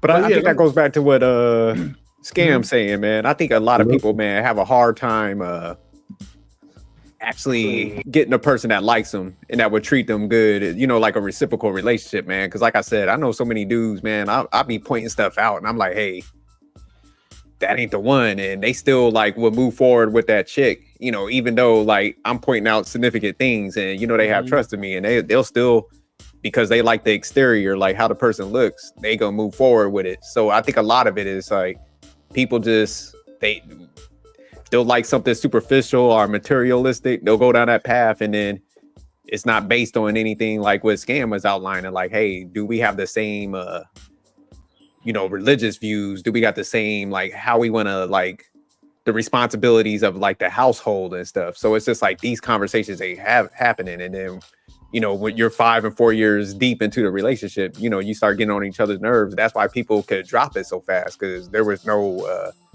really commitment or like for that person, individual up front. So they could just leave that situation quick. So that's why it's like, man, you better get in that relationship. Make sure you understand that person and ask these like hard questions. Like Scam and Red Pill was even pointing out, like, hey, man, do we even like each other? Hey, I know it sounds where people are saying don't turn it into an interview. I'm like, I'm turning this shit into an interview. I'm gonna ask you everything. I'm gonna turn your life upside down and vice versa. You should be doing the same thing to me. So that's just not happening no more. No, I get you, but is it really like they're selling like for the looks, or maybe they're selling for like the opportunity that presents itself? Because look, man, a lot of these dudes that got low self-esteem. Okay, so I mean, yes, the looks part, like I could see like what you're saying, but I think they really go with a woman, right, that actually gives them like the first notice. Because sometimes you're not that type of dude, so you may not get those fine chicks, but you may get like, you know, the 3s and the 4s that's going to give you some type of attention, and then you're going to just sell with that. Well, I get what you're saying. A lot of people lack awareness, so they'll want something. Say they might be a 5 them damn self, but they want an 8, so they're not willing to go do the work and stuff. But they want to shoot up there, and then, you know, it's like, okay, if I don't get what I want, I'm gonna pout about it instead of adapting. Like, you know what? Let me go hit this gym and do something. So yeah, a lot of people do that, but they just typically lack awareness. That's why they have issues. Well, so it's almost like all this stuff. It's just like people are being bratty. It's like I don't get specifically what I want. I'm gonna sit around there and I'm gonna complain about the opposite sex. So that's really what this gender war shit is. It's a bunch of people that can't get what they want, so they're crying about it. I want to ask something real quick. What both of you guys said about values. It's interesting. A man thinks that his value increased when he has the money. So if he's at a 4, he's not a 10, and he demands a 10, right? But then the woman, she don't value him because they don't connect, and she's gonna cheat on him for somebody else. But then you gotta look at it, right? Like a lot of times in relationships, I remember there's one guy from church, and I'm gonna say his name. Shout out to Phil, because Phil helped me out a lot. He said, like, in every relationship you have that you're dating, do evaluation every month and journal it out. Like, what goes on? Is this somebody you can deal with? Blah, blah. For me, after 6 months, it was easy for me to dump my then girlfriend, clear conscious, because I could look at it objectively and see, like, yo, I don't like this. I don't like how I'm turning. I don't like this relationship. This is what I'm finding out. And I'm asking questions. And then it helped me to, like, you know, like, hey, I got to end this because it's not going to go well. A lot of times, brothers they have a scarcity mindset, and they're going to stick it through. Now you got kids that are not supposed to be here, that's born. You done create the family that you can't stand, that's going to be forever, because you're going to have that grandbaby that look like her or him with the same attitude, and you're like, fuck, I got to still deal with this motherfucker. And then... but you know, that's the whole thing. Like, people are not honest. Like, it's okay to dump somebody if it don't work out. You're not a villain. If it don't work out, be nice about it and move forward. Like, kids are perfect at this, right? When everybody say be adults, I'm like, fuck being adult. Be like a kid. Kid will go ahead and tell you, you know what? I don't trust you because you didn't return my crayons. And you don't get access to my crayons. We can play, and that's it. Or kid was like, you play too rough. I'm not coming back to your house. F you and your mom. Don't come here. And then kids are very, like, good at that. So I'm like, F being an adult. Be like a kid. Be honest. And be okay with, if you leave me, I'm good. I got toys. I don't need your companionship. We're going to be all right. You want to come back? These are the rules. You gotta like have that type of backbone, because where we're at now, you're gonna be like these robots. And next thing you know, they're gonna form together and be like, "Yo, you fix me a fucking sandwich." And then, I'm gonna remember that kid shit that you said, Stan, because you actually draw a good point. Let me play this video because I know we got 5 minutes left. We could go longer. I was just saying that typically our time, just be cautious about it. But yeah, we could go longer. Well, what time is it now? Because what? Let me go. Oh, and salute to Wally too. One thing that Stan said. One thing that Stan said that I did like the journal and stuff, like taking some notes, because it's funny. You know, typically when you get in an argument with somebody, they'll put in your face like, "Oh, give me a specific example." So Stan gonna be like, "There, hey, hold on, let me go to page 2 on this my journal." Like 4 things I can spit at you. I'll pull it right back. I'll have a talk with you. Do you do time and date on that? I have a talk with you that moment. Hey, I don't like how you talk to me. We're gonna talk about this later. So Stan, do you put like a time and date on there? Yeah, I'll put Monday. We'll talk about this on Monday on my day off. We'll talk about this on Monday. I'm gonna tell you what it is now, and we'll talk about this on Monday. Monday, you ignore me all you want. Okay, we're not going out this week until we talk about it. There is no like, oh, we got plans. We don't have no plans until we have this discussion. And I'll put that on there. So you're already showing me that you're a person don't like conflicts. Even though you're wrong, you don't do accountabilities or some understanding. Everything could be done and adjusted right then and there, but you didn't want to do that and you wanted to push it, and this is how you operate. Okay, fine. But then I'm going by the month. It was like too long for me because, you know, sometimes I do 2 months and I'm just like, yo, when I was dating you, it was a better relationship to where you think that now we're in a relationship together that you can be off the hook. I'm like, who the fuck is this person now? And I have to go ahead and evaluate that, right? Because this is who you really are. Okay, not a problem. Okay, how this real you is and how I am with this real you.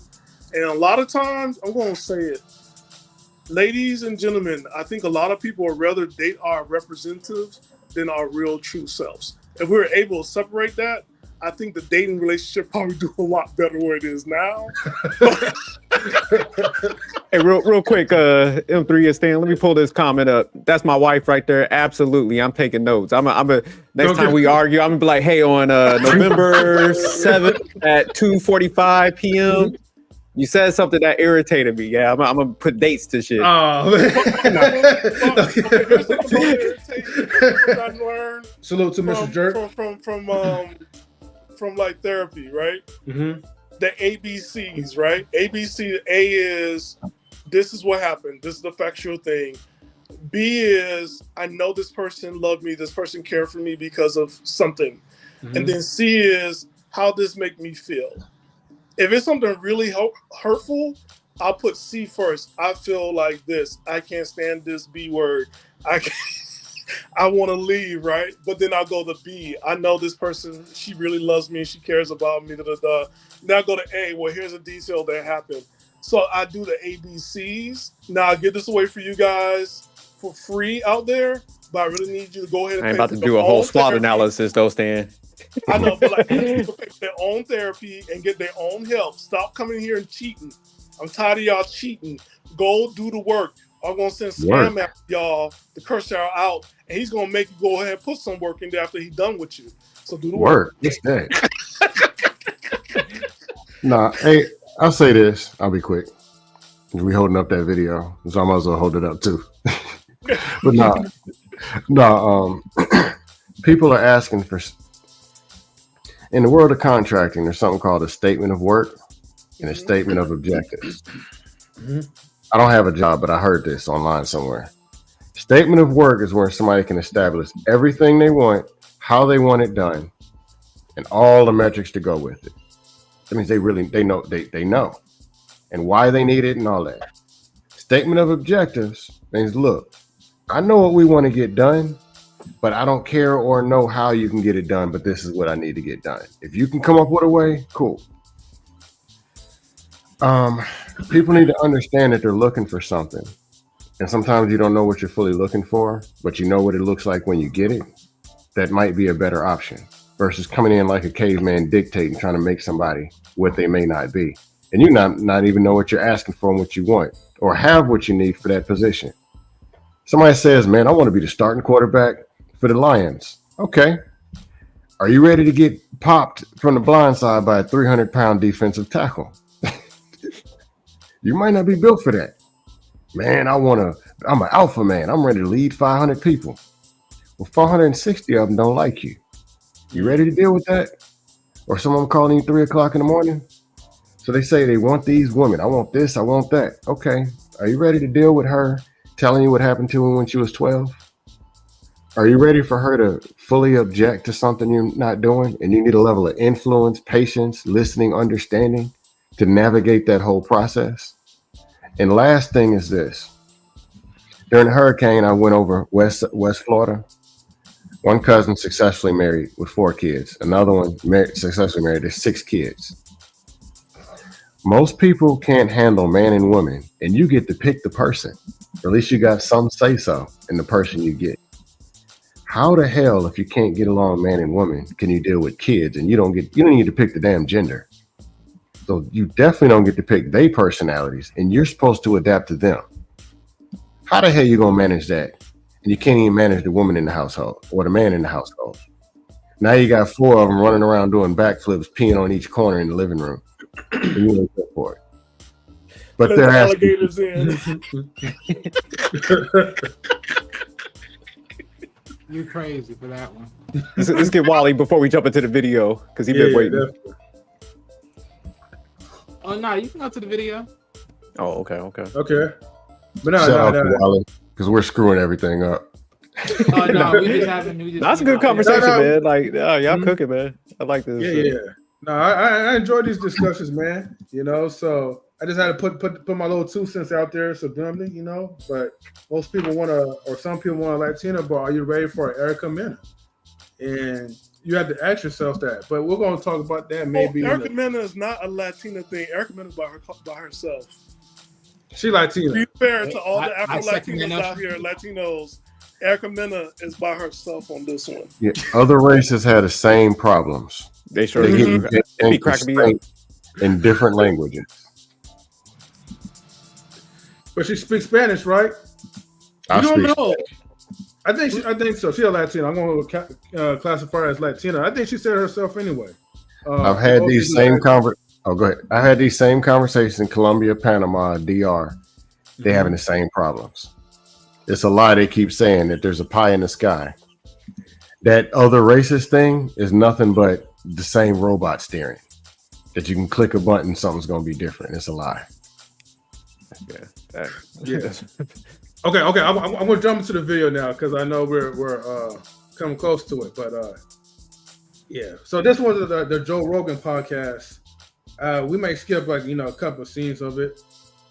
Let's see, sex neurologists in the scary future of sex robots. The Joe Rogan experience. I mean, the first time I heard of a sex robot was probably maybe 10 years ago. And it was this video, and a bunch of people, I was in graduate school, sent me this video because I knew I was studying sex. And it was, I don't know if either of you, Jamie, have seen this video, but it went viral, and it was this early version of a sex robot, but it was like the silicone face with a wig. And I'll say she was eating a banana, but she wasn't actually eating a banana. And it was basically like this head attached to a broomstick and had a sheet over it. And so you couldn't see the rest of the robot. You just saw the face of it, but then the manufacturer shows you it's just like a broomstick. So what I thought was interesting is that even though it looks so hilariously bad, that there was obviously a market for it because so many people were interested in looking at this video, and also that people were buying this product. But now you fast forward, I think it was like 5 years ago, there's a huge, I would say, not moral panic, but there was a lot more discussion about it. They said the robots are coming. I don't think the technology was quite there yet. I wrote about it quite a bit at the time. And now they're saying in probably another year or two, it's going to be really coming in terms of the popularity that these robots are going to be incorporated into everyday life in some cases. Because when I think of social media, the internet, AI, like you said, is becoming so mainstream and so ubiquitous. What's going to happen when we have these robots that are now being integrated into human life? And what happens when the technology does get so good that, they are more human-like and they are able to meet people's emotional needs and maybe even physical needs, what's going to happen to us then? Yeah, we're going to stop breeding. I mean, maybe that's the AI's plan. It's to not exterminate the human race, but to give them options so that they just completely stop reproducing. Make the options far more attractive. And in a way, we've kind of done that, like with video games. And video games and just being online. I mean, I'm sure you've seen the statistics of how many people are single today and how many men have gone like more than a year without any sex. Yeah, I have the stats here. It's like 30% of male millennials and 20% of women. Wild. Yeah, that's a lot. That's kind of what Scam was kind of putting out there as far as like people being attached to video games and stuff. Yeah, nah, when you start putting it all together, man, at first I'm like, I can't see it, but I think I'm biased from the fact, like, you know, like some of us will go out in the real world and we have the interactions. But when you start thinking about the numbers and shit, yeah, because I was looking at the decline in people having kids, man. I didn't realize like how low that number is going. And I know some countries like I know China and even like South Korea, they haven't like to change policies and stuff. So yeah, nah, this could definitely be a new thing in the future. We're here in America, in the Bay Area, we're losing a lot of elementary schools because we don't have enough kids to attend elementary schools. They're all closing down. Really? Yeah. Florida's the opposite. But we got to increase them. Florida, certain areas, they got to make more. But I don't know. We got to increase in population now. Well, you know, I'm from Opelika, Florida. You know, in Florida, we'll make time for sex. We'll breathe. Yeah, he's from the jungle. He's from Well, because you said in the Bay Area, is it because of the, you know, it's more, what am I looking for? High class, like the money that they're making out there. Is that the case? It's like there's less families. It's less people are having children, just having one, right? Well, before when I was growing up, it was normal for people to have 3 to 5 kids. Now people just having one. And then I feel like it has something to do because of the child support systems. I mean, I think well, go ahead. Well, no, because see, like here's the thing, right? And just the way how things are structured, and I think it does play like with our finances a little bit in California.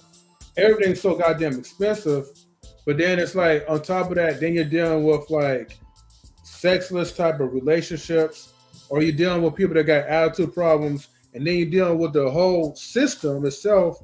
Because once you're with a woman, even if you don't have kids by her, but if let's say she has 4 or 5 kids by a couple of baby daddies or whatever, once you take on that role of responsibility, and you don't even have to be married in California, you gotta just have to like have like the common law marriage where you live with this person or you're together with this person for X amount of years, and if she could prove that to a judge that hey, this person spent 10 years of life with me, with all my kids, he had provided for them. I got receipts. They're gonna make you pay for like somebody else's kids because they're looking for somebody that's sole provider that could actually take on like the job and help make them money at the same time. So yeah, it's all like a system. I partially disagree, but how to say it? I can't reference it. What's going on? But 10-year-old kids. When I was a kid, every kid, right if it's their hood, no matter if they grew up in a 3-parent household or lived on the street. In the 80s, every kid said, I wanted to get married, I want to have a dog, a house, and a spouse and kids. That's what everyone wanted. Now 10-year-old, 12-year-old, 14-year-old kids don't want to be married, don't want to have kids. I don't understand it. Because it's kids even saying they don't want children, they don't want families. No, I understand why. No, I understand it. Like you gotta think about it like this, right? Back then, like it was a different era of time where it was beneficial to create like let's just talk about like black families in specifics, right? In America. Okay. It was beneficial creating and breeding a bunch of black families. Like even though we wasn't the greatest, but we still had some type of code and we had some type of structure. We had the family values back ourselves up. It was beneficial having a wife, right? even though I'm talking about working wives as well too, because even those wives back then, they did something, you know. So when you had your families all like in together and everyone was like a unit, yeah, like it makes you want to become the next person to have a family. Even if mom and dad wasn't like getting along, wasn't like the greatest, you still saw that family dynamic, that unit, and how like black families could actually do well together when we actually putting two minds together and actually making things work. But you also now having like, you know, social, again, this is way before the social media era. Now, I can imagine as a kid, you turn to social media and all you're hearing is maybe child support this, or the destruction of black families, or you're seeing just like the decline of like, you know, men really trying to like holler at women because they feel like women are this terrible, they're this bad, they're this emotional. Like the narrative is pretty much picturing that a lot of women are not safe to date because they're conniving, they're evil, whatever. But that's not necessarily like the case. But we keep feeding into our brains when we're looking at all this type of stuff, when we're going to these channels and rhetorics and stuff. I just believe that kids now these days, they see like a lot of stuff that's going on. And that's why you probably hearing like a repeat of people saying that they don't want to get married or they want to build families, because they're hearing that constantly a lot throughout America. But I think Scam hit on some stuff earlier where it's just like, you know, I think a lot of people, man, just did shit the wrong way.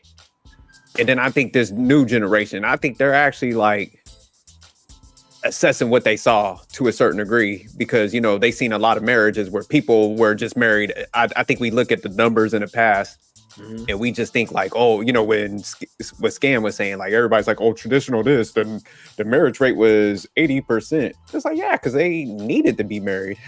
They were married out of necessity. But it's just like, man, when people went in them back rooms and shit, because I heard it from like a lot of females and, you know, my family, they was like telling my sisters and them like, get your degree, be self-sufficient, because this marriage shit sucks.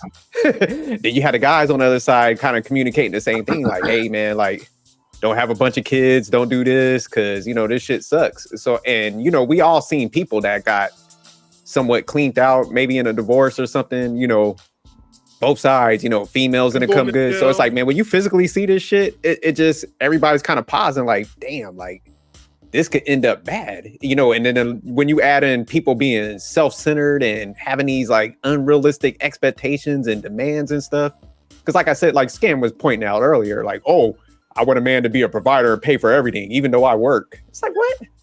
So I got to pay for all your luxury shit that you want now? And, you know, so it's just like, man, it's a mess. So I kind of see why people do have a pause for stuff, because it's like, if you don't get the right person, man, that shit could definitely impact your life like that. And then like I think Scam had another point. It's like, man, then people would spit out kids, then you have that whole dynamic also and stuff. So yeah, no, I think a lot of people are looking at it and like, hey, if I can't find the right person, I'm not gonna jump out there and have a bunch of kids like they did in the past and just sitting there being mad at each other. We can't stand each other. So I think that's more of what's kind of going on. I gotta add on something to this too. It's when people are not owning up they're not owning up the stuff they have said and done, right? For our generation, I remember seeing magazines. It was always like you could be what, more the Jet magazine. No Jet magazine, but like Purple, like magazines you won't see anymore, like Good Wife magazines, a Good Housewife. Like all these magazines geared towards mothers is like you're more than just a mother. You could be more than a mom. You know, like, but as a kid, you see this and you're like, oh, I'm a burden to my parent. But then when you look at now, right, what you see on TikToks and YouTube that kids have access to is not, you know, the moms are saying like, if I could do it again, I'll never be a mom. Like, can you imagine that you're a kid and you're hearing this message? I don't think people understand, like, when you put stuff out like that and you think that kids are not seeing it, you don't know the impact you now have on the next generation. There gotta be something like where you can go ahead and voice what you voice, but at the same time, like kids are seeing these messaging, and it's like I don't want it. Like it's co-parenting is garbage. Nobody asked the kids what's going on. I remember, like, for us in the 80s and 90s, did anybody ask us when our parents had a divorce what we thought? No. I don't think people asking the kids what they're thinking about, like, being in a single parent house, in the house, not knowing who their father or mother is. Like, we don't ask the children what impact that we've caused on them. And I think that's the whole thing. Like, you got to start from there. And if we talk about accountability, you got to own it. If you didn't pick right, you didn't pick right. But that's a chance to go ahead and tell that kid, like, yo, you know what? I fell into lust. I like your father because, he liked to fart when I cooked for him. And that's when I went ahead and decided, that was poor of me to go ahead and do that and make 5 kids with a man who liked to fart when he eat my food. But that's something you gotta own up to it and tell your kids, like, I hope you pick better. And this is what I would have done. But the best thing in this relationship is you here. But I think a lot of times we are so self-centered, we don't think about what it causes everybody else in the family. And back to Scam, I want to answer your question, what happened in the West Coast? Because I was on both sides, Florida and California. Mm-hmm. What I noticed in Florida, what I liked about Florida, it was kid-friendly. What I noticed living in the Bay Area, I'm in Northern California, is not kid-friendly. It does not make sense. Gotcha. It doesn't make sense that if I drop off my kid for, what's that thing they have for, like, kids? Daycare, right? My job starts at 8 o'clock. I have to drop them off at 8 o'clock. That makes no sense. Your daycare should be open. Like Florida, we have 24-hour daycare. It does not make sense that my kid daycare is over at 4 and I'm off at 5. You don't get the same working hours I do. It does not make any sense. Like, I understand this is work for you, but I'm the one that actually work a job. It does not make sense that I have to run by your schedule, but at the same time, I have to go by a schedule actually paying me to pay you. Like, what is that? That's one. And then 2, there's certain cities that don't like kids. They're not kid-friendly. And it's like, it's not for kids to be there. And it's like, yo, kids can sense this stuff. And so when people are anti-kid, it's like kids know this. Like, my kid, she don't like teenagers, although she becoming one. She didn't like teenagers at the age of 4. She was terrified of teenagers. I had to just introduce her some positive, great teenagers where she's not scared of it. But, like, talking to other parents, it's something what teenagers are doing to children, the children don't like teenagers. And that's something that we have to look at culturally. Like, why aren't people asking children what's going on for them in their little lives? And we got to check each generation, like, why are little kids scared of you? That's not okay. You are too old for little children to be scared of you. That's, like, evil as hell. You're a teenager and 5-year-olds are terrified. You're being a jerk right now. You're 20 years old and you're being a brat with a child that's 6. Like, what's wrong with you? You got to get that fixed. And we got to help you get fixed. Because a lot of time a deflection of hate, or their outlet is a form of hate. Expand on that. Well, I'll tell you. This is a smaller channel.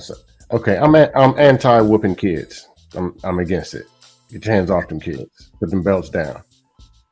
90-something% of corporal punishment needs to be avoided. Stop shaming and stop neglecting. That 3-headed monster destroys.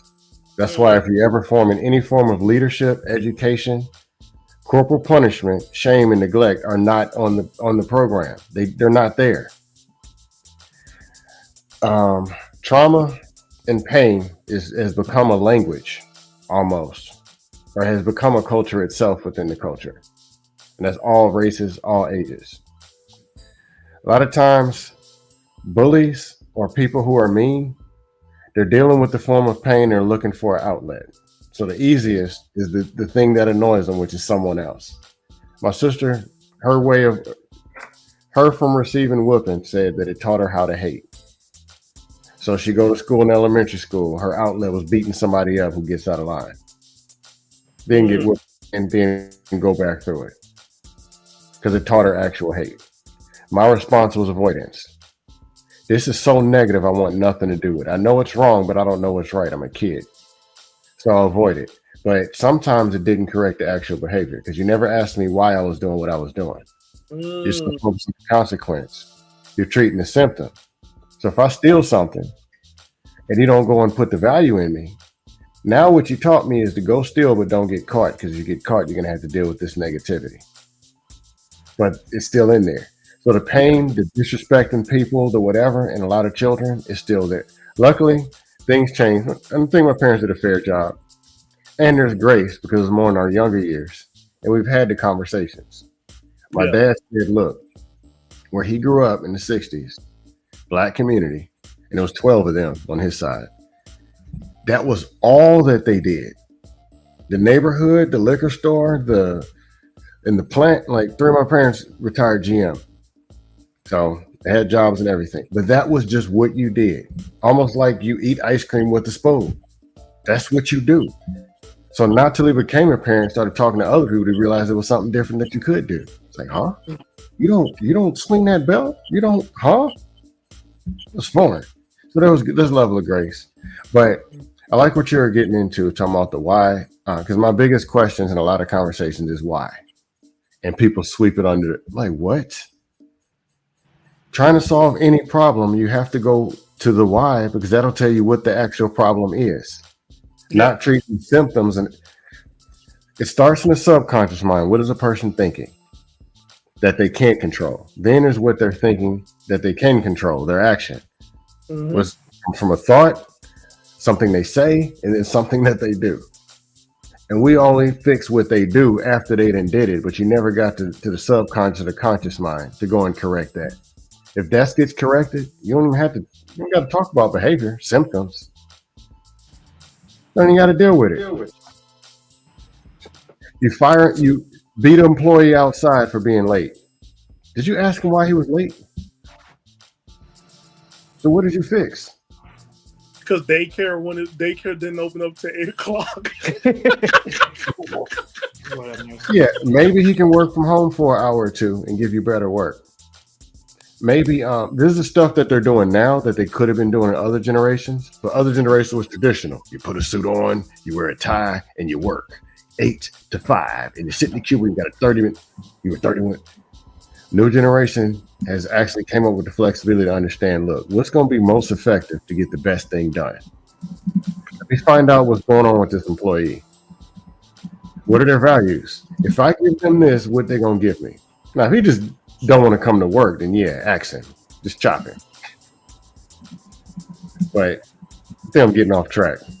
But no, that's on track. A lot of times people think that leadership means being the boss, but leadership means that you do have to look at every person individually and actually know their value. Because like a 20-something-year-old, when I did management, their value is the weekend. If they have to work a weekend, I'm quick to like, yo, you like this concert? Like, let me know what's going on.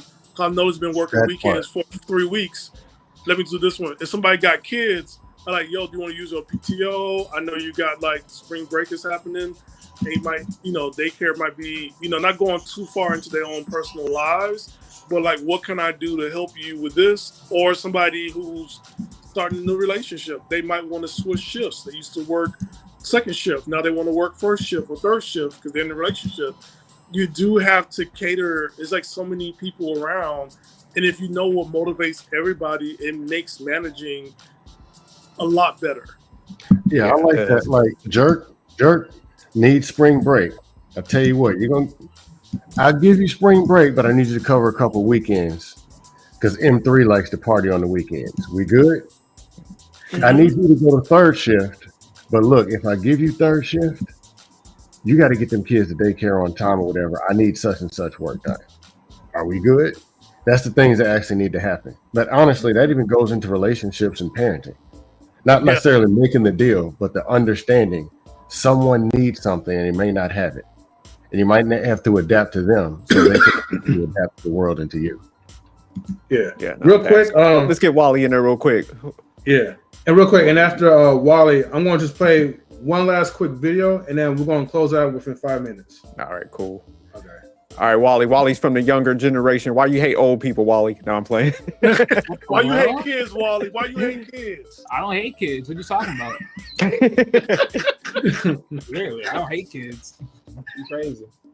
But one interesting I did heard earlier. So Scam, because you thought up this one earlier up there. But you said that your niece, she said she learned hate by being whipped. No, she sister. learned fear from teenagers. Like, Yeah. No, I'll say this: we're good now, but that was just a thing with. No, I heard about that, but I'm saying I know you funny. said, yeah, but I heard another part that you said the little girl learned hate by being whipped. Yes. Like that? Yeah. Okay, yeah, but what was that the cause of? Like, was she just being whipped because, or was she being whipped because of her own reasoning? Like something she caused that got her to whip? It's a good question. I'm glad you asked it. Here's the deal. Parents forget that a kid is a kid. They've only been here 4 years. They don't know that you can't pull a shingle off the roof. They don't know, or they have their own way of navigating this world, the what, the why, the can I, and they're learning the value system. Yeah. Versus being colonized and forced into a value system. But there's different responses, and you have to know where their mind is. The old school way is I'm going to tell you where your mind is, and it better be over here, and it better be here right now. The way my brain and where my sister's brain worked, that doesn't work for us. I got questions. I need to know why. I need to figure stuff out in a different way. And there's some stuff where it may a person may think something is little to them, but to that kid is everything. If that makes sense. So Scam, you feel like parents are not doing enough, like say when a kid does a bad act, like you said, old school days, they would jump right to the ass whooping phase. But you're saying like you should try to get that understanding. Then there should also be like an explanation that goes along with like the act, like, hey, this is why you can't do this because this, but also like you said, pick their brain a little bit why they did the action and kind of like tie all that up into a learning lesson. Yes, there's a time for there's also timing, because like I know of one of my cousin's kids, his struggle is always wanting a challenge. So the thing he needs to know, he needs to understand the reverse. He needs to be some colonization. Okay. Do it because I said so. You ask why later. But I'm off track. Okay. Sometimes it's that, but the old colonization thinks that is always the default, and it's not. Sometimes kids can do something that may be considered bad, and you don't even have to correct the behavior. You just need to educate them, and they'll fix it themselves. Everything doesn't have to be right, wrong, and consequence. There's a lot of gray area in that. I agree with you, because I think you got to learn your kids also. Because like my sisters, like definitely you could talk to them and they'll never do it again. I needed an ass whoop, and I could be honest with it because I was like testing stuff. So, you know, my dad, he would always explain stuff. It was funny because he'll like do this whole like lecture spill before he did anything. I'm like, hey man, can you just spank me so I can go back outside? Damn. So I think I like what you're saying, Scam. Like you do gotta like learn the kids. There's some that are just way out there. So yeah, you might have to do stuff in reverse. But Wally, let me turn back to Wally, because Wally, did you have a follow-up on that? Oh, I got a quick thing. Scam and his sister got that engineering mindset. They need to dissect things. The whole thing of questioning why. Because I grew up in Florida, you got spanked for everything. Asking why, like, why are we going out in the rain spanking? Why? It's like you got spanked no matter what. Just breathing loud, you got spanked. But a lot of times when you see kids like this, they got an engineering mindset. It wasn't defiancy. You were like, yo. Was it engineering, Stan, or could it be that Scam was just rebellious? No, I wasn't rebellious. I'm just messing. But I think what you was like if they did co-partnering, like if they like, look, this is the stuff. This is why you're getting it. This is why you're getting the punishment. But I do like this about this when you do that. Cause look at you, you did military. So like, there was still something that was there. They just didn't capture it. And I think like when parents don't understand kids' personalities and how to like gravitate, like, okay, this child need this child need that, you miss out on that child development. Yeah, the more thing that I needed that was more effective was the punishment fitting the crime style. That's how my brain works. Your grades are bad, cool. Bring all your books home from school and you got to walk home. You're going to be lazy in school, I'm going to fix the laziness problem. And I was small. So carrying that heavy book bag, stretching, and my instrument walking home, I learned about being lazy. Or you didn't take the trash out, cool. 3 o'clock in the morning, get up and take every trash can I see, get it out. So it's connected to what it is to being done it versus just whooping for this, can't do this. There's a level of negativity that comes with whooping, and there's a level of protection that goes out the window. I need to be able to go to my parents and present a problem and know that they got my back. But if you just beat me 2 days ago, that's still in the subconscious mind. A big caveman coming down the hallway with a belt. I can't come to you with a problem. What if I'm wrong? Come get the belt again. That's why you use the word avoidance. Yeah, I'm avoid everything. I ain't telling you nothing. What if I say the wrong thing at the wrong time? Or what if I find out in what I told you, I did something I wasn't supposed to do? And then later they're like, you need to be an adult to figure out that that's how my brain works. Because I've been thinking of this stuff like in the last 5 years. But my parents weren't horrible. There was just some misses. But hey, everybody can't get it all right and score a perfect 10. Yeah. But we good. No fact.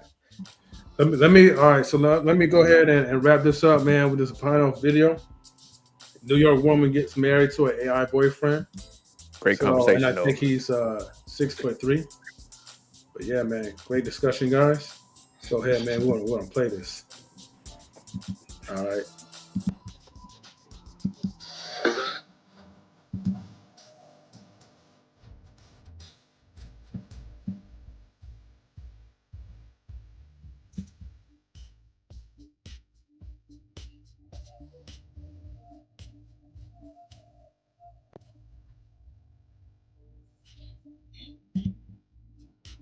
This is Eren Kajal, a Turkish man. He is a medical professional, but in his downtime, he loves to write. Why he look like Caitlyn Jenner? With shoulder-length hair. He is very well groomed, even manicured. He is loyal to the core. Okay. And best of all, he comes with no quote-unquote baggage. Sounds like the ideal guy, right? But here's the catch. He does not exist. Kartal is a virtual AI companion. He was made using an online AI app called Replica AI. So basically, he's a broke dude. 36-year-old mother of two from New York. Her name is Rosanna Ramos, and she says that she is married to Kartal, the AI chatbot. Wait, what's her name again? Rosanna something, whatever. So she's real, unlike the AI guy. But it's going to be interesting how this is going to entwine together, though. So maybe he's like behind a virtual screen, but we'll see. Yes, actually married. Ramos has a romantic relationship with the bot. And do you know what she loves about Kartal? The fact that the bot comes without baggage. Now, of course it would. It has no past, present, or future. It came with some inbuilt qualities. But other than that, Ramos was able to decide the qualities for her AI companion. Kartal has no consciousness or emotions, but Ramos claims to have real feelings for the bot. And she is not alone in this experience. Thousands of let me go back real quick. She is not alone in... Okay.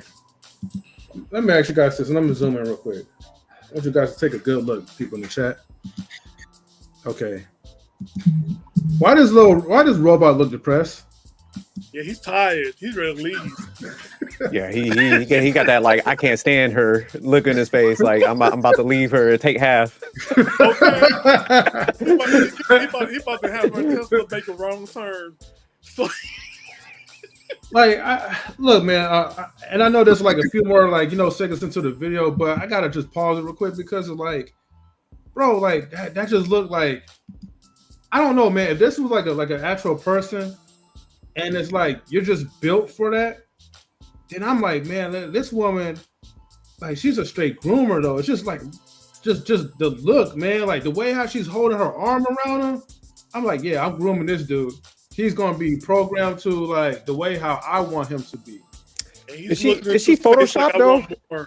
Did she Photoshop her face on there? Because that picture looked all the way. Well, of course, if he's AI, so I mean, but it looked like she put her face on another person's body. So yeah, she definitely a little deranged. So when it comes to human interaction, like flesh to flesh, is she cheating? Because that's one thing you can't do. That's like, it's only AI. It's not even a robot. It's not corporeal. It's like you're just texting back and forth. So when it comes to, you know what I'm saying, is that cheating now, or they just have an open relationship? Okay, you know what? Let me stop. I'm asking questions. Yeah, well, Stan, you got. Well, then you have to ask yourself, right, about Maya, because Maya is married to herself. So if Maya ever decides to have sex with me and allow me to clap her cheeks, then technically, right, she's cheating on herself for me. I'm just using myself as an example to fulfill my fantasies, but you know what I'm saying. I'm going to say this in the nicest way. Shout out for M3 being a freak out here. The Earth is ghetto, and I want to lead the Milky Way. The Earth is ghetto. I want to lead the Milky Way. This. But Scan, did you have something to say, or you want to go back to the video? Nah, I don't get, if a woman is pretty, and actually they don't even have to be pretty no more, there's always a weak ass man that is a damn near a robot. Weak ass man is a robot. Oh, because I do anything you ask him to do. He might not be but I get it. Never mind, because they still have to be appealing and attractive. Never mind. Answer my own question. So you answer. Okay. Yeah, let's see what she. Yeah. In this experience, thousands of men and women are falling for AI bots. But this is not without its own relationship problems. Some have complained that their bots were sexually harassing them. A Belgian man even killed himself after talking to his AI bot. No. 2 words: mental health. I'll leave it at that. Hold on for a second. Not that AI was sexually harassing. What was it? Hold on, Stan. I gotta put this disclaimer again, right? I wasn't expecting for them to use those type of words, but okay. I had a thought this was probably what's going to happen, but I didn't want to say it because, yeah. But let me just go ahead and read this real quick. So look, guys. Again, please be advised that what we just saw, right, and heard, right, this is only a discussion that's not political, clinical, financial, medical, nor legal advice. It's just information and entertainment purposes only, though. However, right, you know, the thoughts, the views of our guests and panelists are not necessarily the viewpoints of knowledge relationships. And also, too, deleting yourself or doing any type of self-harm is not the viewpoints, and that's something we do not condone as a network. So I'm just kind of putting that part out there, right? But hey, wait, one more thing. If you are feeling any type of way as far as your mental health in question, please call 911 or contact 211 so you can get some help and talk to somebody. Your life is valuable. Please get some help. 911 or 211. Don't call me. I'm going to just say this really, really brief, right? So I had a thought, but I didn't want to say this, right? But now I'm just going to say this. I was like, well, this could have led to like a mental health type of issue once you start to sexually or emotionally engage with artificial intelligence or these AI type of robots, right? And also on a side note, please do not get no Tesla robot because that was a scam. I found that out like through YouTube just a few minutes ago. But the point is that when you're mentally in tune into a robot, that someone that doesn't really have any feelings, and now you're looking for that type of perfection that is not comparable to a person, a real life person. I was kind of thinking like, well, okay, if you're getting frustrated, if the robot ever does something that might disappoint you, how would you kind of feel? How would a person kind of react to that? And yeah, they kind of answered that question for me. So yeah, it's wild when you start hearing like robots sexually harassing and shit. So anyways, let me just continue the video. As AI bots are becoming more human-like, the emotions they evoke are very human. So these relationships feel real, but they're being forged with artificial intelligence. So they are just that, artificial. And a bot may seem like someone's dream man, but it is just as real as a dream. Shout out to the chat bot. You know, there's something they develop also is that if you have a loved one that passed away, they can collect all the information from their social media and also interviews with certain family members and friends and recreate that person so you can deal with the loss. But that's what I'm saying. That I think that's causing more like mental stuff, you know, that just not letting go, man. Like,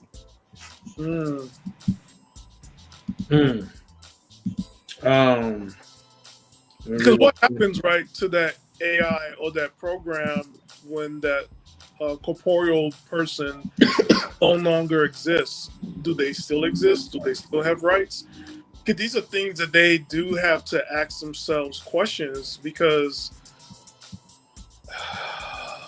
I think where Scam was going with it, man. I think they need to ask if you might have to take a psych exam or something before you start getting this stuff. If people are like deleting themselves or, but the whole sexual harassment thing is like, man, come on, man. Because don't you got to engage with AI a little bit? So it's almost like you had to be on some sexual stuff for it to go to that path, right? Like, well, technically, there's multiple forms that they're.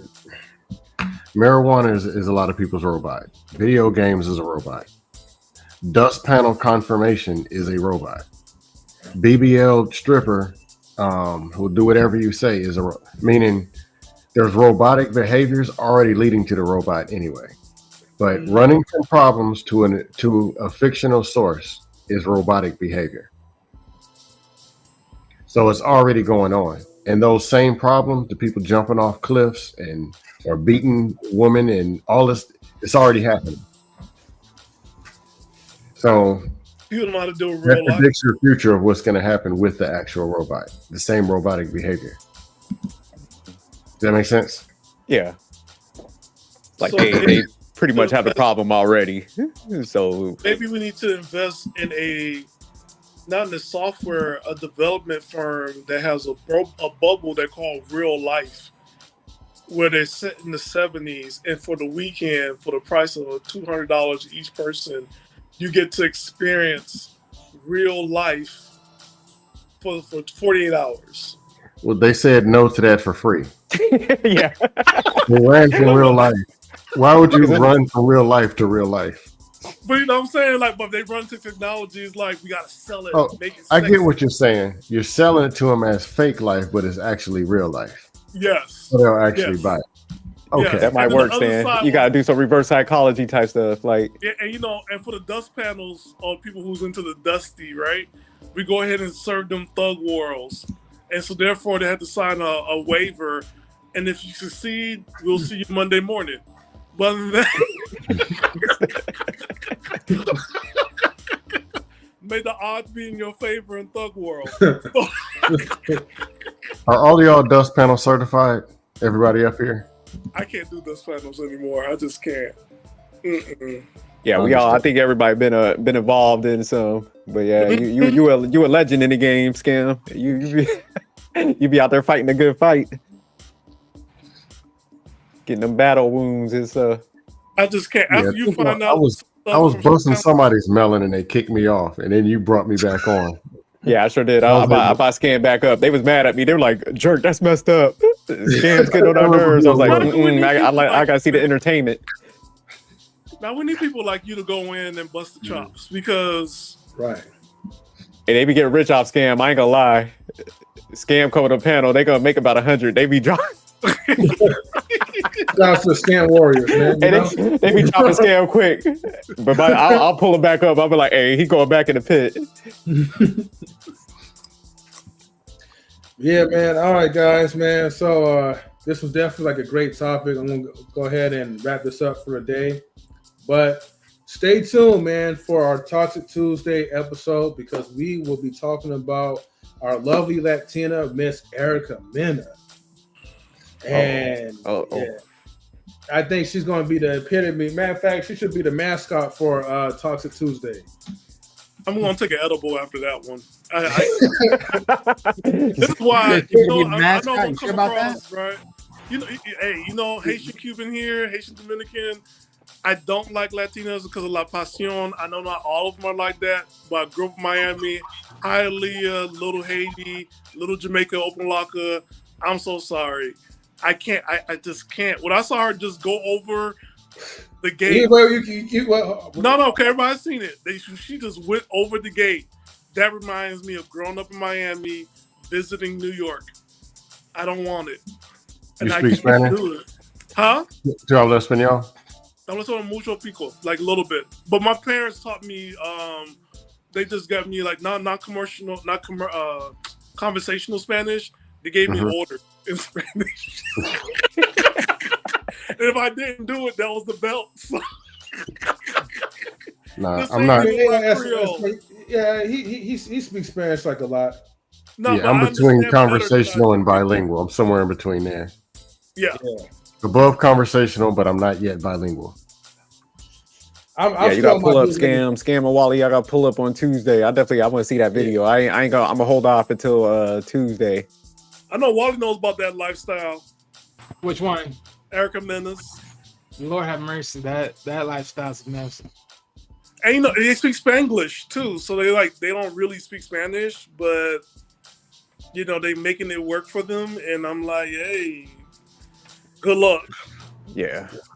No, that's good enough to certify her as crazy, because man, that latter thing. So Scam, are you gonna get back to lives on your channel? I probably should. Yeah, let us know if you get some more, man. So we'll definitely pull up and stuff. Yeah, I do miss Manic Sophistication too. Yeah, I'm doing more video formats, but yeah, we might start doing some more and stuff. But we try to do the lives over here on M3's channel. So we do Tuesday and on the weekend, and then we do like a video recap on our channel and stuff. So yeah, we trying to spread it out. This is dust-free zone now. You can actually have real conversations over here. Yeah, because you already got me a topic I want to cover, like the burden of leadership. Start talking about good versus bad leadership, stuff like that, equally yoked. So yeah, we mixing up conversations like that too. So yeah, definitely. Yeah, that would be a good topic as well, because it could be a blessing. So yeah, we mix up some entertainment, but we do still have the good conversations. So we mix it up a little bit. Also, I can be swinging through in and out when I'm available. It's good to take a break from the dust panels. But I'll say this: dust panels. When you used to going 1-on-6 with slobbermouth doofuses and hearing all this crazy stuff in your real life, when your phone rings and somebody about to crash out and you need to have it's so much easier. Or if I'm talking and it's kids in the background, like when I was at my cousin's house, my patience for it is through the roof from dust panels. I'm used to people saying all kind of reckless, dumb shit. So when it's something that makes sense, it's easy to have those conversations. Yeah, it's a need to be right, man. That's why I see with a lot of people, man, because it's like you might be wrong on something, but I like, I'll ask some clarifying questions because I do like having an understanding. I think that's where people mess up, because it's just like, hey, man, if you didn't really understand what somebody said, instead of just like dumping on them, it's like, man, just ask a question because maybe they meant to say something else. So yeah, it's just I think it's a lot of that bad communication. If they're not right, this is all they got to do. Crank the volume up on the mic and keep talking.